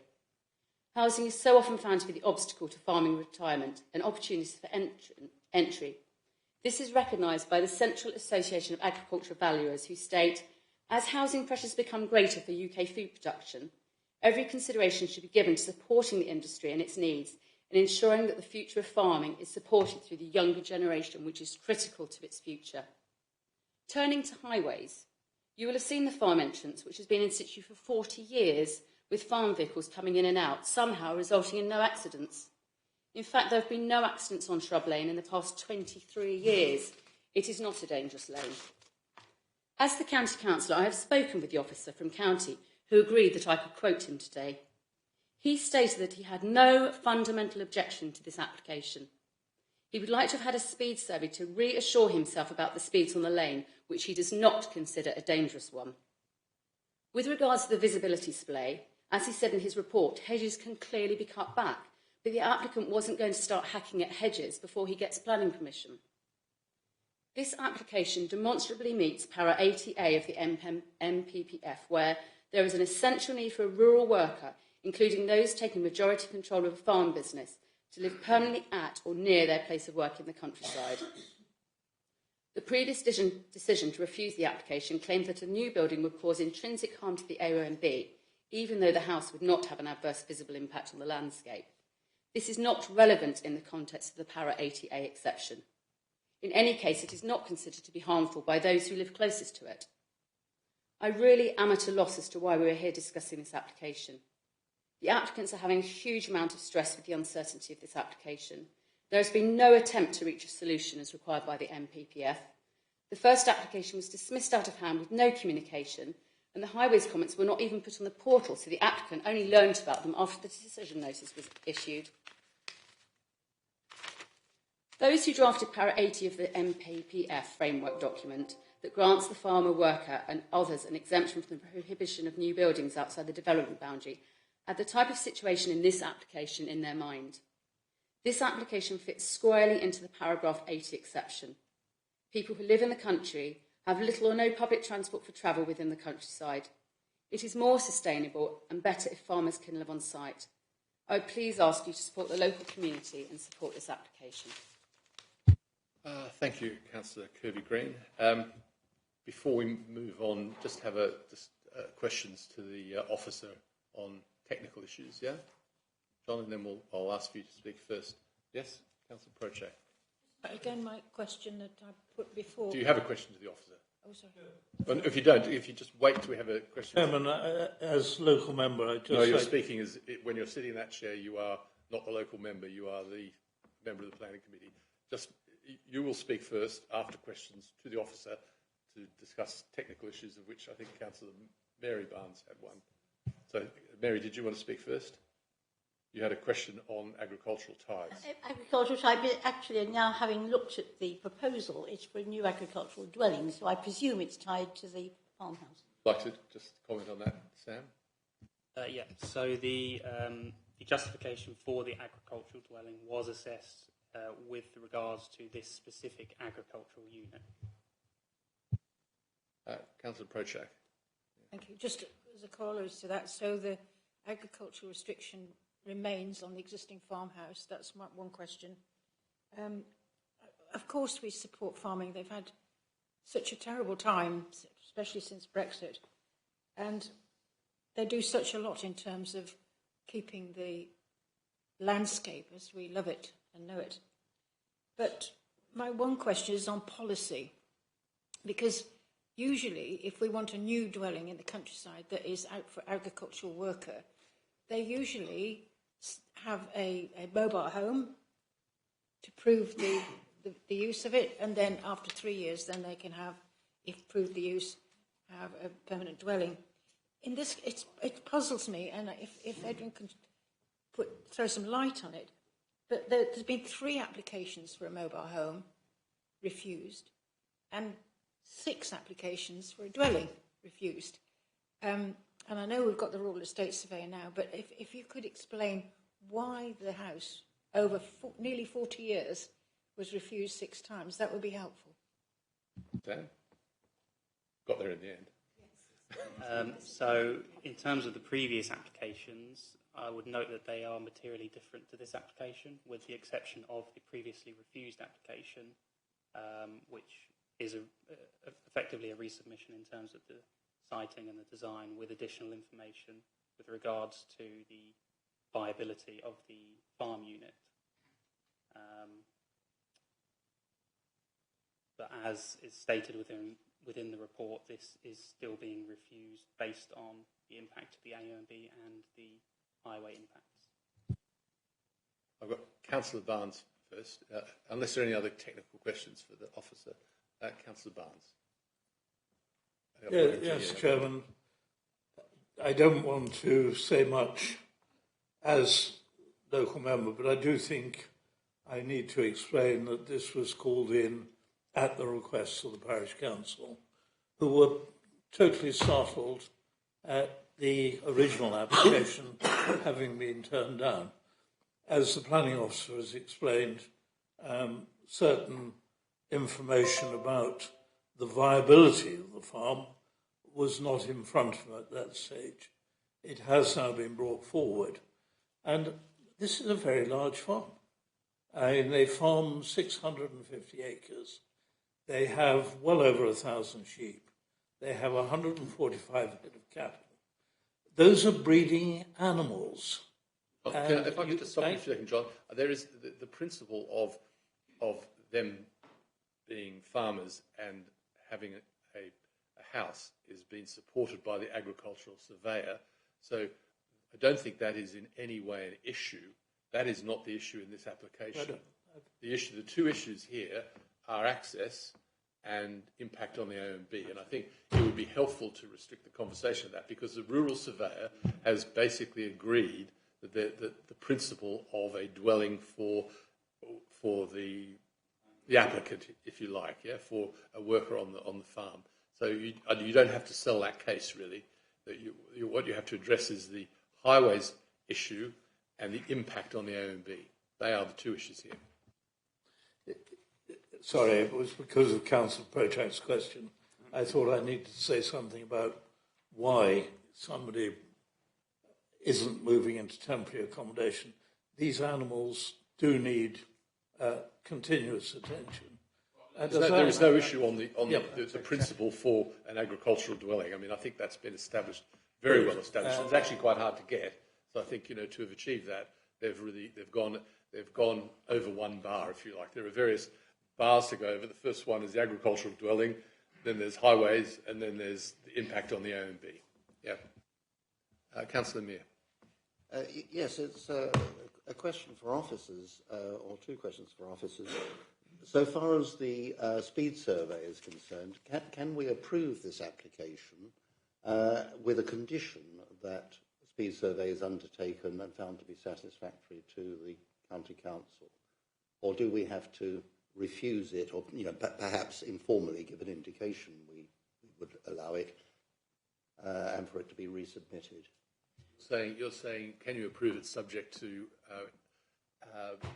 the access being acceptable, which would include speed and visibility space? Is that what you're saying?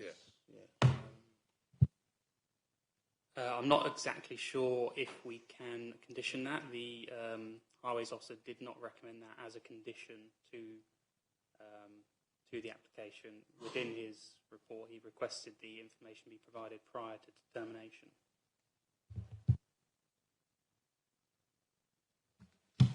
In the end, the two objections are a judgment call for harm to the AONB and impacts on highway safety, and are they acceptable? Now, this is a statutory consultee. Members would have to think very carefully about this, whether such a condition could mitigate the harm. If the County Highway Authority could, have sufficient information, because it's more a holding objection. If they're provided with sufficient information, they could withdraw their objection. In which case, there would be sufficient information there to then grant, subject to conditional conditions of the County Highway Authority, to be added to other conditions, which will go from you'd have to delegate down to us as officers. Well, that's a normal procedure to grant permissions subject to those conditions. However, you need an adjournment. There will need to be clear reasons for this before we move to that point. So there is potential for that, but I think it is a statutory consultee, and I think very, very carefully about that. But I think probably what Miles is saying there, and I do have both, I've got you, is if you were going down that route, it might be more effective to defer and ask for the applicants to bring forward that information so the highways could make a decision on whether they wanted to remove that objection or not. If that was the point, I've just got these guys first, if that's all right. Councillor Ganley, I've got first. Chairman, if I understood correctly, Councillor Kirby-Green has spoken with the County Highways Officer, and that he or she has no objection in principle to this application. However, the report says he or she does. Which is it?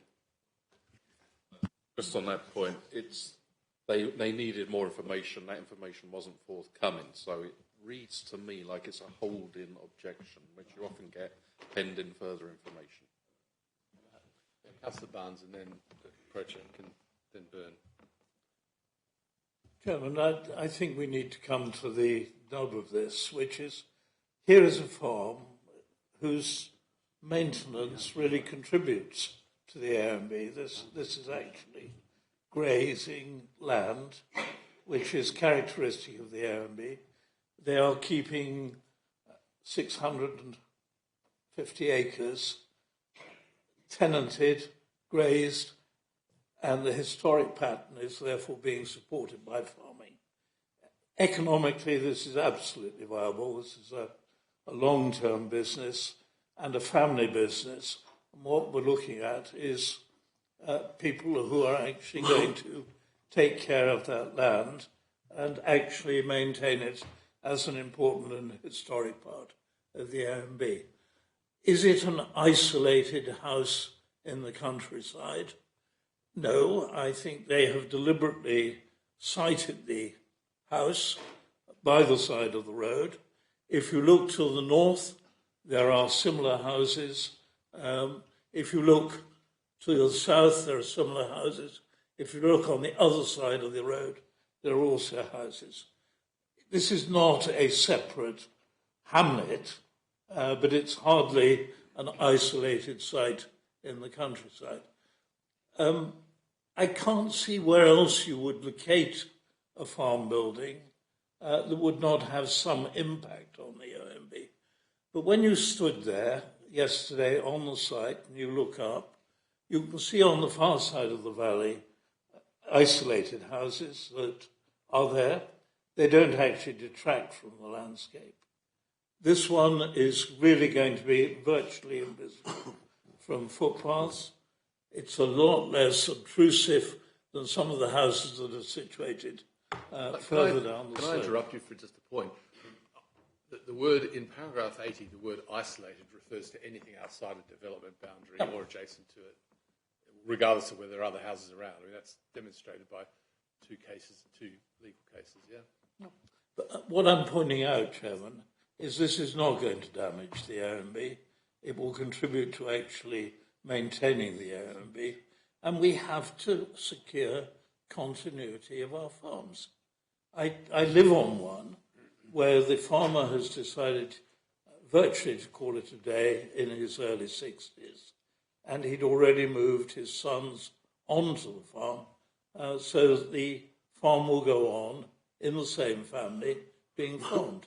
This is precisely what is happening here.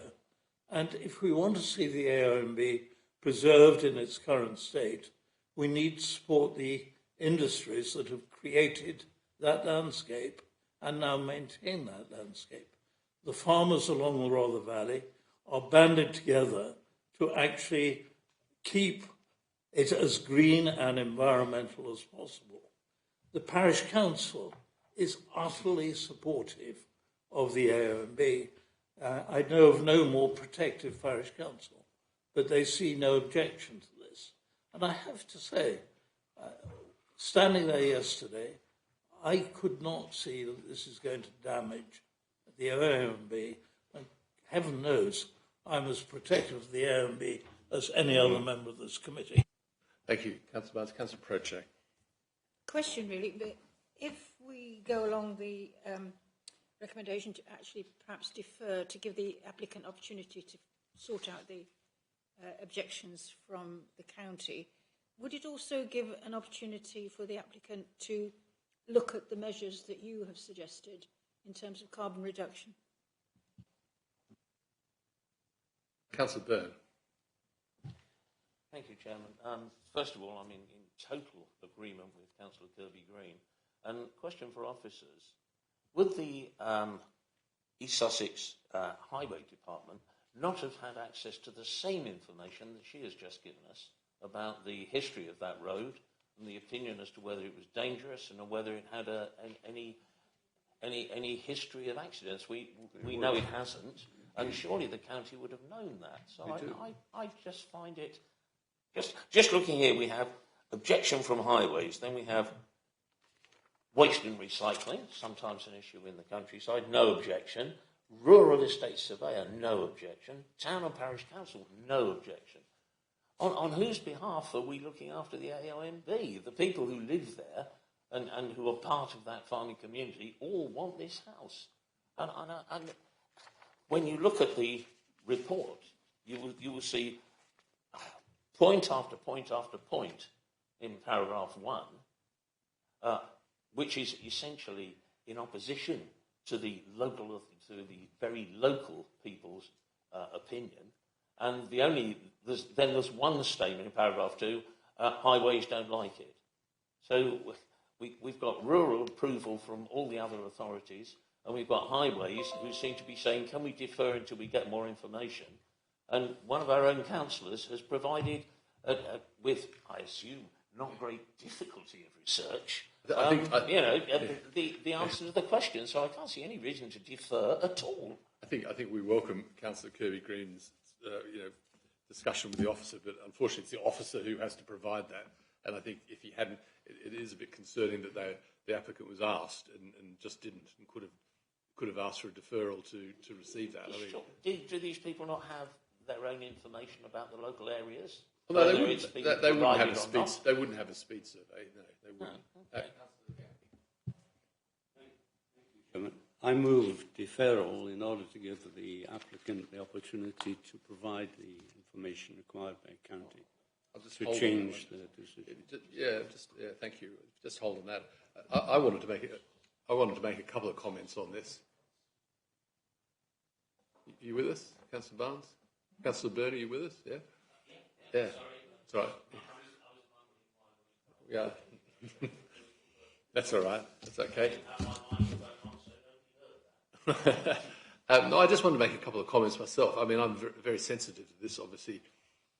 owning and running a farm as well, and I've had applications not for houses but for other buildings which require a change of use, where the access was a farm access and you could use it all day, every day, with the biggest pieces of equipment or the smallest piece, doesn't matter which one, and demonstrated that and still faced refusal and then later approval, bizarrely. And the use of it would have actually reduced the number of vehicles going in and out. So it's very frustrating when highways make those sort of statements. And we all know, I can assure you, driving a tractor with a 40-foot long trailer out of a driveway can be quite a dangerous thing to do, far more than driving a car out. So I don't have any issues with the agricultural assessment or whatever, and the highways assessment as a result. I have two concerns. I am, and I wasn't before, I've just sort of been sitting here listening and thinking and wondering. I actually have a concern with the siting of it, because it does actually impinge upon what is effectively a green gap between the next house and not even the agricultural dwelling that's there, which is behind a hedge. And it just feels to me, so what then happens is that you have two agricultural dwellings and to the farmer and the children, and a need for them to be there. And in time, the father and mother will, obviously move on, and then you have two agricultural dwellings on the site, when historically you only needed one. And then the next thing that happens is that there's a request to change the agricultural tenancy. Yes, it does happen. There are consultancies set up specifically to do it, to change it to a dwelling. And paragraph 80 is an exception paragraph, but it still doesn't deal with the issue that you have to, at the same time, overcome the bar of impact on the AONB. And it's a subjective judgment. It struck me that to retain it as agricultural, it would be better sited closer to the agricultural buildings. It is normal on a farm for the dwelling to be very closely sited to the agricultural buildings. That is the norm. So you sort of pop out the door and see how the cows are going, basically. And I just feel that the siting puts it in more of a dangerous position to change use at a later date. Now, we're obviously assessing what we have in front of us here, so that's not a reason for refusal as such.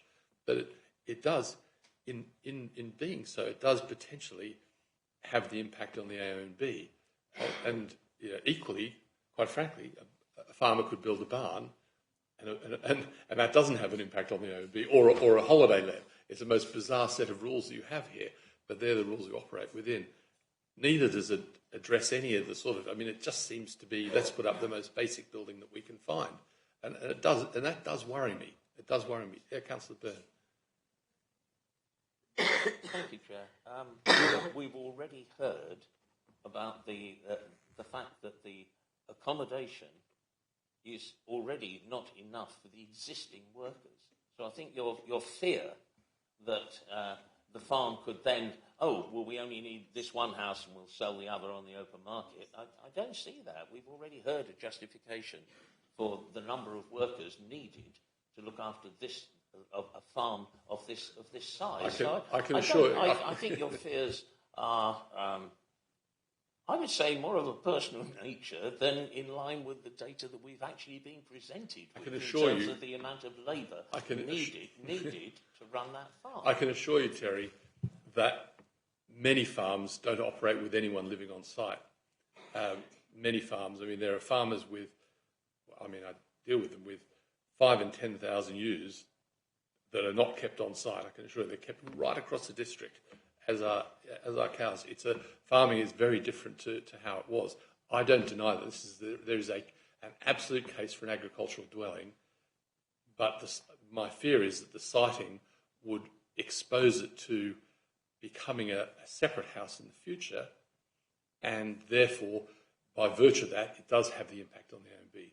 And it's an unusual logic, but that's if it's sited closer to the actual farming operation, which is quite a way down actually, then it is less likely to face separation in the future. I'm just expressing my concern. I would be I would be worried if this committee was taking a decision on what might happen in the future if certain things happen, because I believe there is equal evidence to say that it wouldn't. And as you say, it is merely your view. I'd like to re-emphasise mine, that I don't think that we should be considering what might or might not happen. And we've had a very good presentation about the requirements, the labour requirements of that farm, and we've had a very good presentation on the siting of the house. There are no issues in terms of the principal development of a house on the site. Yeah, and that's not the point that I'm making. The point that I'm making is the siting of it, because the big question, there are two questions. There are only two questions. One is the impact on the AMB, and the other one is highways. The highways is unresolved and could have been resolved, but it's unresolved, and there's a deferral motion on that to see what comes up, and then you have to consider the AMB issues. So there was both of you, yeah? Councillor Gordon first, yeah? And then Councillor Meehan. Yeah, this is a genuine working farm, I believe. It's not some city boy that's bought it. It's actually... The farming issue is not an issue. Right, the principle of development is there. So my point is that a lot of Sussex farms have sort of two agricultural properties, one for mum and dad, and the second one for the son. And when the son has children and the parents die off, they then move into the other house. So this flip-flopping of agricultural properties is quite normal in a lot of farms I know in Sussex. And I think it is a travesty if we don't give this full planning permission to go ahead with an agricultural tie. Councillor Meir. Chair, I think in answer to the points you were making earlier, I think it comes back to the old thing that we have to consider this application before us and not some other application which we might think is better in some way. And we can't look into the future. We have to decide it on the policies and on what is actually in front of us. That's one point. The other thing is, subject to what I'm about to say, I would happily second the motion to defer for the purpose of the speed survey, and I would add, as Councillor Prochak does, some thought to the environmental energy efficiency side, and if officers really are concerned about light pollution after what we've heard, whether a condition might be imposed as to smart glazing or electrochromatic glass, which has been imposed as a condition on a property within my own ward, so I know it can be done. So we have a proposal to defer and seconded to defer as well, yes? Defer the application, subject to further information, yes? Is that it was Councillor Ganley did it. Okay, so who would take a vote for supporting a deferral with those other items as well, yeah, that were discussed? Now, okay, so the vote to defer.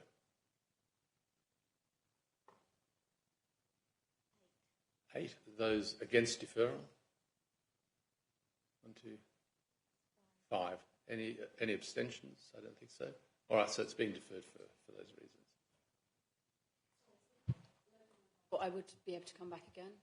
Or we just deferred it. No, I know, but I would like to just state. I would just like to state on record. There's been a lot of talk about environmental things. This is a working farm. They're not rich farmers that have moved in and are going to do loads and loads of stuff. I think, Councillor Kirby, we thank you for the comments, but we're finished the discussion now. It's being deferred for further information. Moving on to the next application, which is 2022/2620/P, and that's land at Mill Farm, Watlington, and Claire is taking this one, I think. Claire.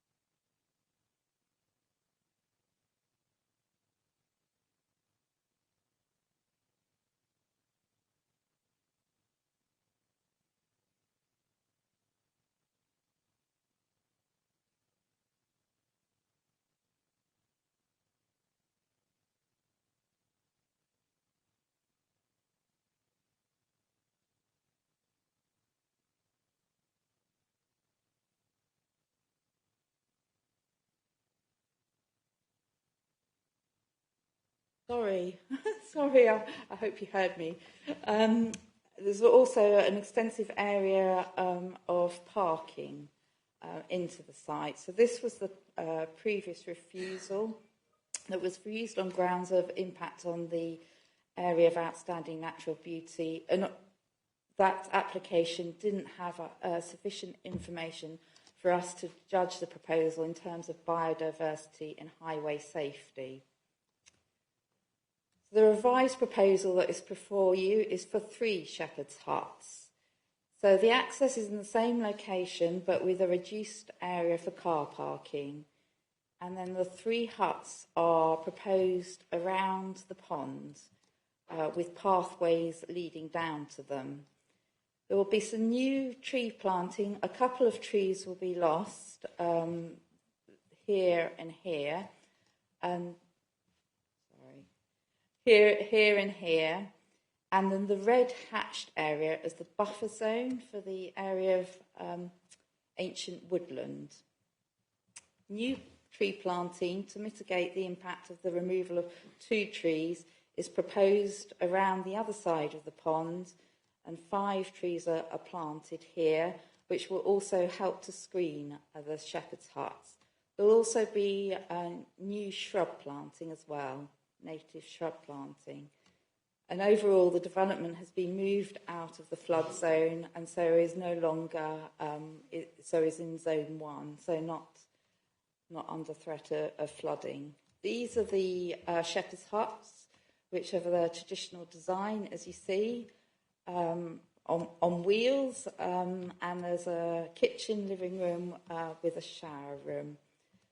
So the proposal is recommended for approval with conditions, and there's also been some additional conditions recommended by the county ecologists, which have been circulated.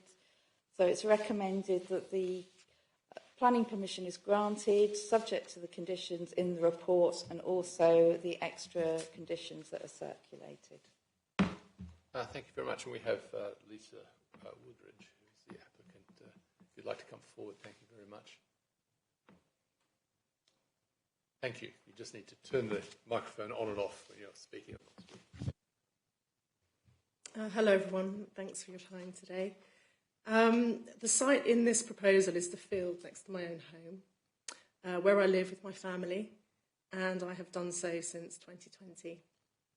The site will be managed and maintained by me and my partner, and as part of the village community, we are committed to managing it in such a way that shows consideration and respect for our neighbours. The site is next to our family home, and so it is in our own interest to ensure that the site is well maintained and managed. We have sought to carefully listen to and address each of the concerns initially raised in the previous application, and the result is a plan that is small in scale. Importantly, it incorporates landscaping and planting that is in keeping with the natural character of the area, and indeed our plan protects and even enhances the biodiversity of the site, with native shrubs and wildflower meadow, thereby enhancing the area of outstanding natural beauty. The planting will screen the site from the lane, and the huts will be discreetly hidden on the far side of the field behind the pond. There are no other houses close to our field, and the site of the huts, therefore, the impact of this proposal on others is minimal. Planning policy encourages such small-scale proposals for tourism, and I consider this proposal to bring benefits to the local area. The principle of the proposal is supported by the planning officer and is further supported by the fact that approval for similar applications for shepherd huts within an area of outstanding natural beauty has been granted within the local area and specifically within the Watlington parish itself. I therefore propose that the principle of this application is sound and in line with planning policy. The impact on the character and appearance of the landscape will be enhanced, and contribution to the local economy and tourism will be enhanced with minimal impact on others. On the basis of the facts and the evidence presented to planning, and on the recommendation of the planning officer to grant permission for this proposal, I do believe that it's a fair and reasonable proposal and in accordance with planning policy, and I ask that you approve the application. Thank you very much. Thank you. Are there questions for Lisa? Thank you. Could I just ask about the flooding which was raised? As you can see in the original proposal, the huts were in a different location, and since then we've had a proper flood risk assessment. We've moved the huts and to a side of the field where some of the land is actually elevated towards our house. So it's higher up. I've lived there since 2020, and I can confirm that there have been no flooding on that side of the field. Thank you. Further questions? No further questions? Oh, sorry, my apologies. The head left. Chris, thank you. Sorry. It's only going to be open, is it 56 nights of the year? Do you envisage people coming for a week stay, or would you see more of the business be perhaps from the overspill of Leaford Place when they're fully booked for a major function? Would you be supporting them, or a mixture of the both? I mean, I think I'm a bit concerned about the amount of traffic up and down that lane. Obviously, to get to Leaford Place when there's a big event on, you know what the traffic's going to be like.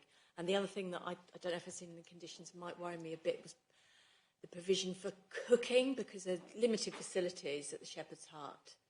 And I don't know, will we be putting any restrictions on things like barbecues in that sort of quite dense wooded area?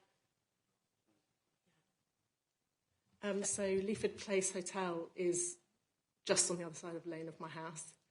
And I think by comparison, sometimes in their car park, you see a number of cars for events. And by comparison, at this site, I think the impact of cars would be minimal compared to that hotel. I'm sorry, what was the other question you wanted me to ask? The cooking facilities, yeah. So inside the Shepherd Hut, I myself am a fan of going to Shepherd Huts, which is why I'm quite passionate about this. But in Shepherd Hut, there will be adequate cooking facilities that you can stay inside the hut. And, you know, in terms of a fire pit or something outside, we will make sure that the huts are positioned in such a way that it's safe to do so. Thank you. Councillor Mary Barnes. Yeah, did you? Hello. You spoke movingly about your care of the ecology of the area. Couldn't help noticing quite a lot of tree cutting had been conducted recently. Was this because of some problem with the trees, or in anticipation of getting planning permission? The tree cutting in the lane is regularly done by the farmer up the road, across the mill lane itself, and he cuts the sides. In terms of the field, we had a very bad storm several months ago, and as a result, quite a few of the trees fell down. So when you go to the site, you would have seen some piles of trunks, and those were kindly cut by our immediate neighbour, because some of the trees had fallen in our field and also from his field into ours. Thank you. Do we have one? Councillor Gray? Hello. We've heard that there's a shower room, but no one's mentioned a toilet. Is there a toilet? There would be a toilet. I think you can see the toilet on the plan. I couldn't see it. On the bottom left diagram. So my next question is about plumbing. Is there a cesspit? Where does the waste go? In terms of waste, I think this is more of a technical question, which I am not sufficiently qualified to answer. But I think in the proposal it does refer to relevant waste disposal and how that would be managed. The officer can probably explain that. I think it was in the report somewhere, but he can explain that. Yes. No more questions? Any more? Thank you. Well, thank you very much. Thank you. We have Councillor Field. Thank you. Well remembered. I'd like to speak. This application was called in at the request of the Parish Council, who have objected to the previous application and indeed do object to this. Their concern is about the traffic, and I believe the report has answered those questions. And the report also talks about passenger transport availability.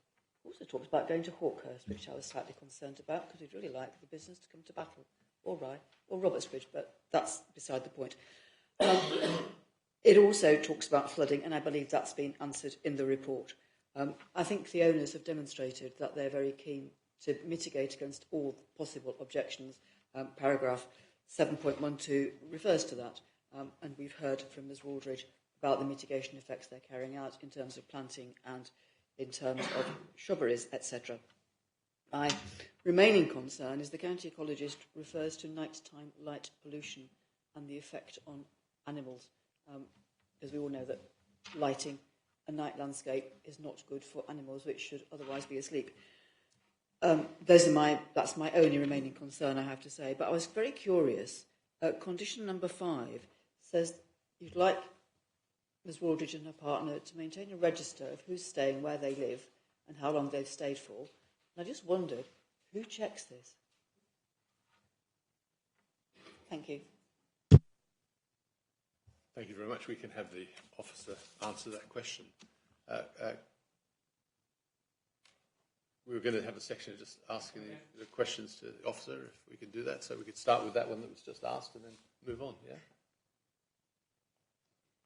Yes, we would be able to look at the register if we became concerned that that condition was being breached, and, for example, it's being used for permanent residential accommodation, so we would monitor that. In terms of the lighting, the current proposal only proposes a small light outside on the front to identify where the steps are, so it will be quite minimal, but we have asked for additional, the county ecologist has asked for additional details, but that's what the proposal claims this time. And also in terms of the question about sewerage treatment, the proposal is that it will connect to a package treatment works, but we've also put on a condition, so we have further details about that to make sure that is adequately dealt with. Any other questions for Claire on sort of technical issues? Yeah. Yes, Councillor Langlands. Just a question about the source of energy. Is there any, I mean, in the lighting, is it solar? Is there anything solar happening with these 3 shepherd huts? There's no mention in the application, so I can't confirm one way or the other, I'm afraid. Councillor Ganley. Claire has answered it because with regard to waste, paragraph 3.2, if one reads the report, answers the question. It says each hut would be connected to a sewage treatment plant on the site. Waste and recycling bins would be situated at each property for regular emptying by the owner. So the answer's there in the report. Thank you. Were there any other questions or comments? Councillor Prochak. The recommendation. Moving the recommendation. Does anyone second it? Councillor Ganley seconding it. Councillor Field, want to say anything else before we take a vote? Just so that Councillor Barnes, you want to say something before we close it off and took a vote? Yes, I'm very hesitant about this one. I realise people are sympathetic to tourist accommodation, but this is an area where you will be adding to the light, and we do know that light has quite serious effects, and there are many more migrating birds than they were. It is helpful that it is going to be limited to the spring and summer months, not during the winter when the trees are bare. But I have to say, the notion that we will enforce it, I think, is not one that I am encouraged by our practice at the present moment. There are a number of holiday lets, I'm afraid, that have actually begun to break those conditions, and we don't enforce. So I am more hesitant than those who are rushing to vote for this. I can't say I like the design of the caravans anyway, but that's a slightly different issue and a visual one. And the access is a real problem. I think you will have to put in turning places. Thank you. Well, we have a proposer and a seconder for approval of this. I'll take a vote on that. All those in favour of approval, please raise your hand.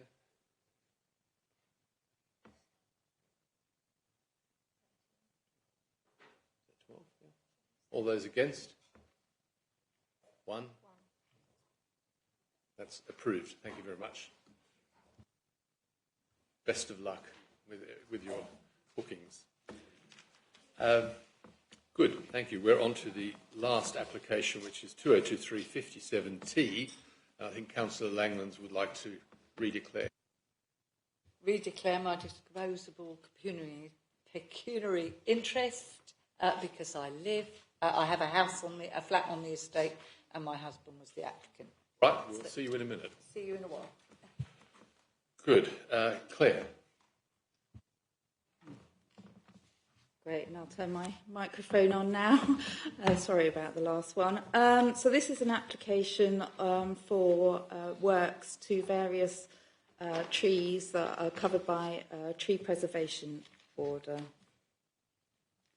So this is an aerial photograph of the residential blocks of flats. So the trees that are subject to this application are located up here, and then also here and here. And I'll explain it in more detail on the next slide. So there are 2 oak trees down here, and the proposal for these oak trees is to reduce them by 25% and cut the overhanging branches. Then also there's works, all these trees up here are also oak trees, and similarly the proposal is to reduce the height by 25% and cut back overhanging branches. So all the trees here are oak trees. The one, and I should perhaps say at this stage, the decision is a split decision. So most of the works are approved apart from the works to this tree, T84, where we're recommending refusal on grounds of amenity, visual amenity. So there's 2 things when we look at works to trees. There's obviously the health of the trees, but also the amenity that they provide in terms of their visual amenity. And it's thought that this tree has been significantly pruned in the past, and further pruning would harm its amenity. Then we've got another oak tree up here, T183, which is again an oak tree in the same amount of prunings proposed. And then trees T181 and tree 180 are Scotch pines, and these trees are actually proposed to be removed. As you can see, they're quite close to the residential block of flats, and they're already causing heave in the car park. So it's thought that it was expedient to remove them before they cause damage to the building, but there will be replacement planting for the loss of those 2 trees. And this is just a couple of photographs to show you the trees in question, the oak trees. So as I said, it's a split decision, with most of the works being recommended for approval, apart from the oak tree, C84. Do you have a picture of that one? I don't, I'm afraid, no. Councillor Gandy.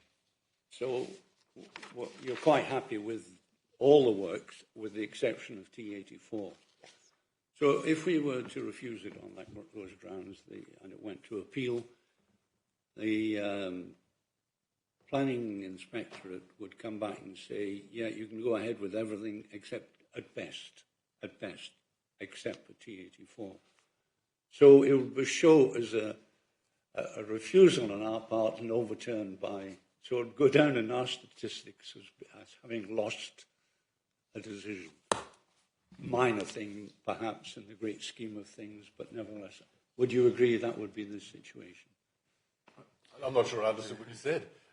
What's that?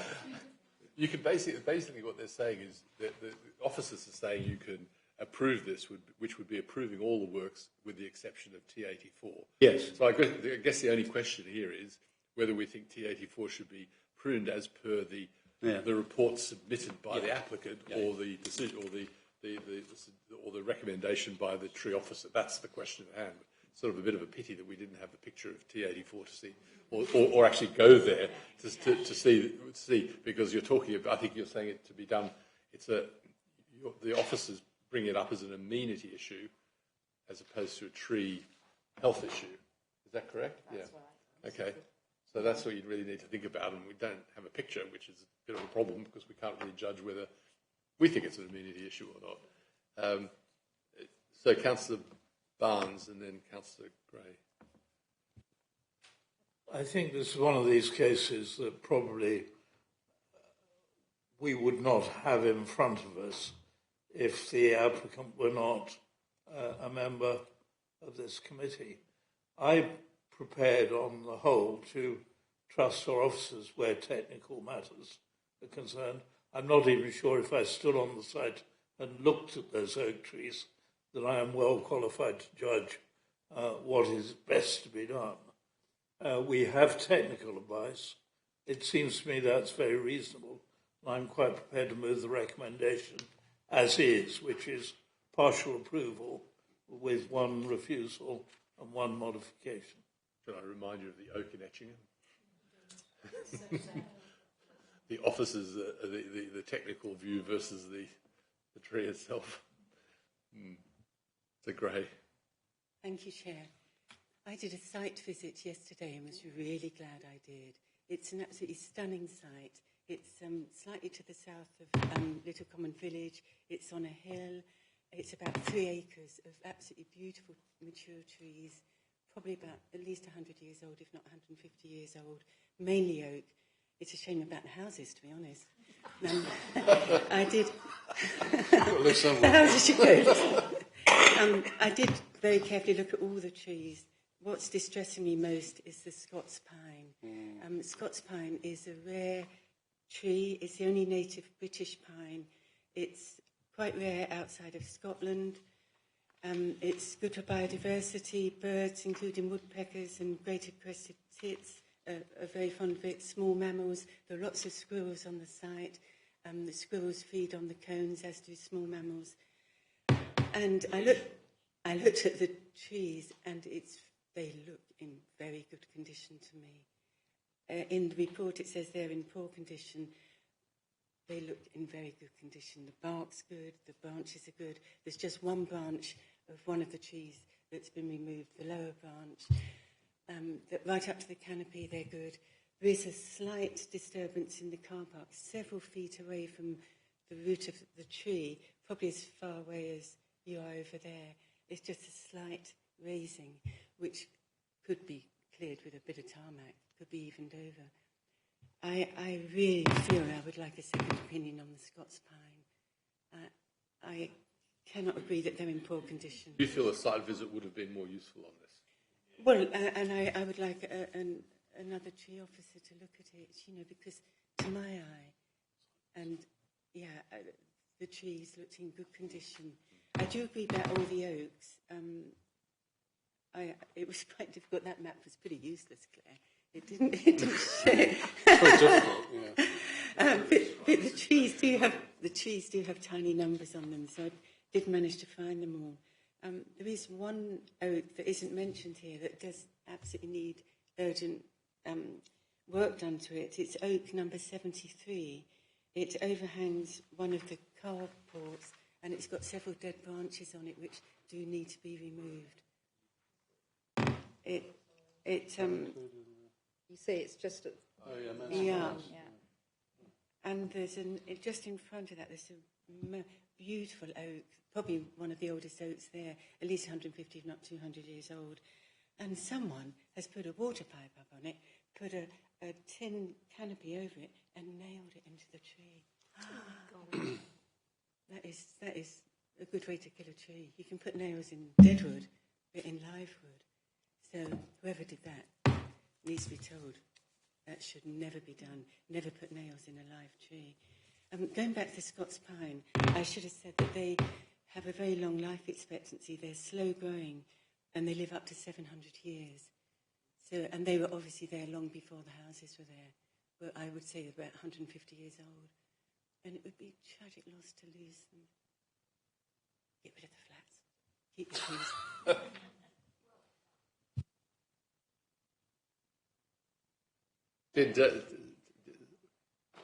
Was there another? Did you want to say something, Councillor Mear? No. No, other than that, I'm sorry we didn't see the site. So, no, what?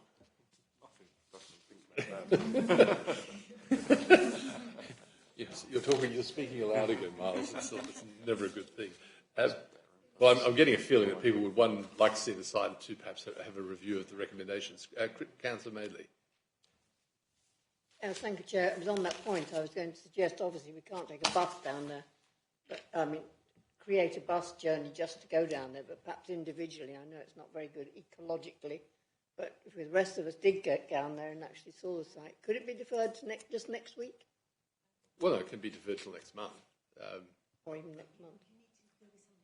Yeah, I think it should be. I'm not sure why we didn't visit it, because normally we visit all councillor applications. Have we? Check, but we don't necessarily do. Do we do site visits to all member and staff? But it's ironic, isn't it, that we go and look at empty pieces of land, whereas we can actually go and see what they're talking about. So we've gone to see blank sites, if you like, empty sites, and we were out for 6 hours on another Tuesday. 5 minutes. Wouldn't have made any difference. Tree expert has commented on this. I think we want the tree expert to speak to us directly, I think is what people are saying.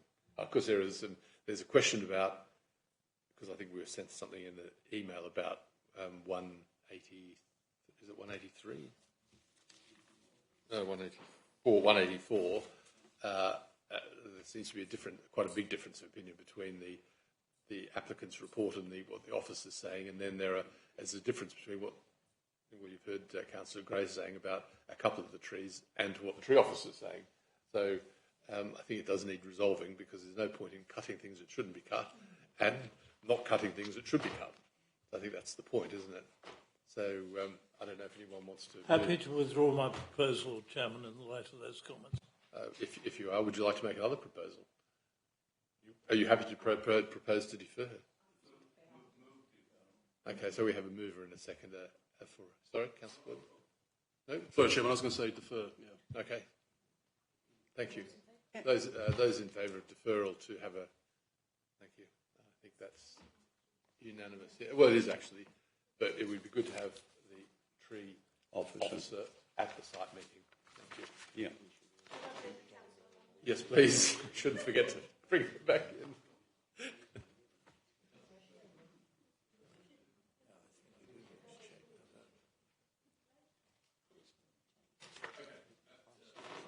That moves us on to the appeals section, and I think Miles to make any comments that you might like to make, and you need to ask any questions on the current appeal status. Yeah.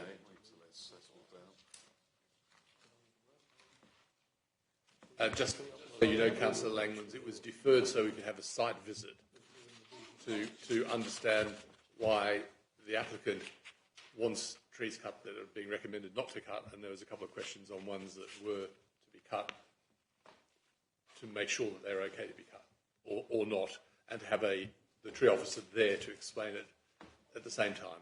Yeah, so you know the outcome of that application.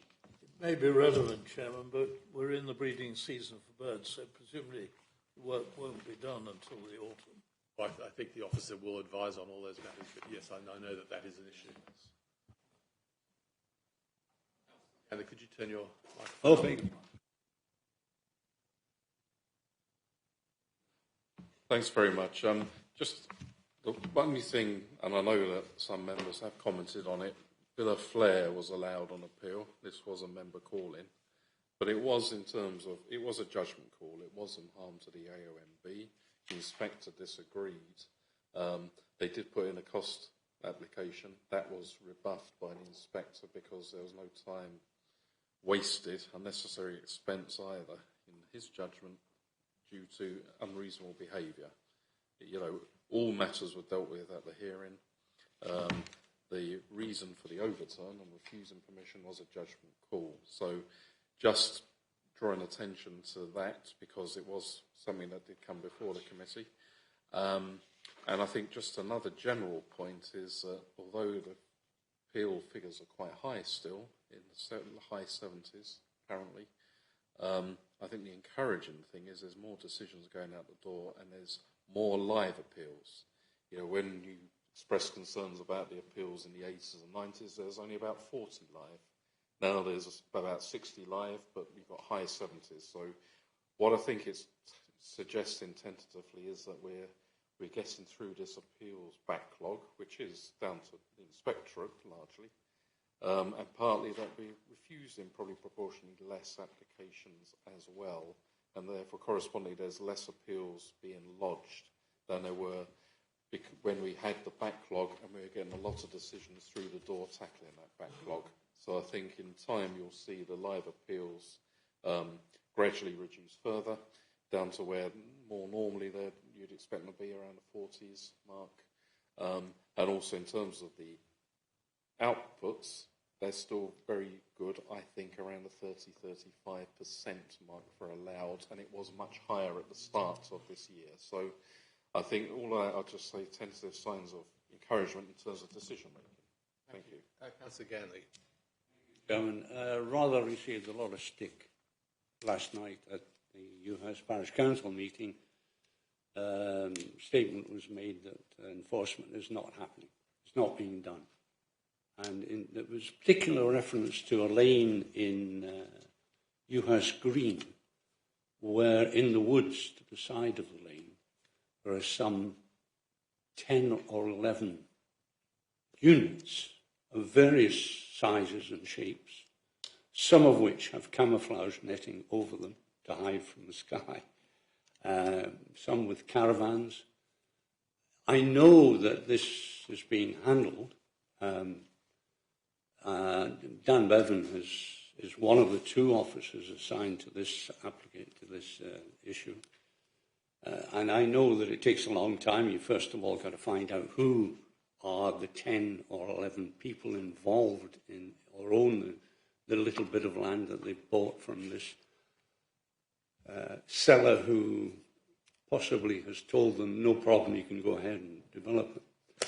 So you've got to find out who they are. You've got to find out their names and addresses. You've then got to write to them and ask them why they're doing this and suggest that they make an application, for example. Then you've got to consider the application and so on and so forth. So it takes a long time.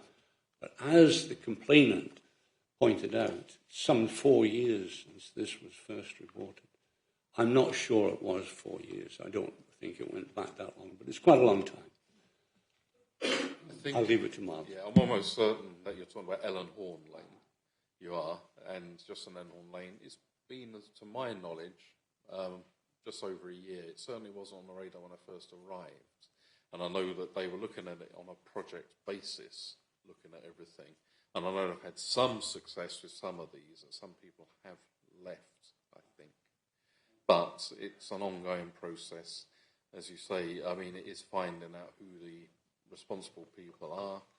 If we do have to take formal action, that's going to take a long time as well. Yes, ultimately, you know, the law is set out, you know, rightly and wrongly for remediation, not for punishment. So it is about the land, and we have, you know, I think they've got a good handle on it, but it's going to take a long time. And I know, you know, it's quite hot potatoes too with construction sites in the borough. Obviously, people don't like it. Potential noise, potential breaches of construction management plans. Again, it's something that lasts a long time, but they often are cases that have to be managed rather than... You wouldn't gain much by going in hard straight away with enforcement notice.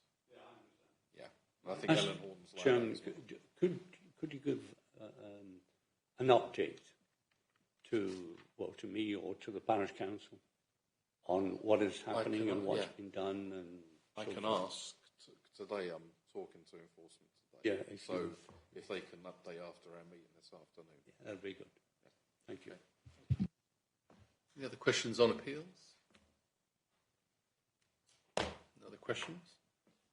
If I could ask everyone to just wait a little few minutes after the meeting, just Miles just has a couple of things to say which don't concern the committee proceedings today, and just to note the time for the next bus planning site visits is the 11th of April, but we do have a special planning committee on the 23rd, as you know. So thank you very much, and if we could finish the recording.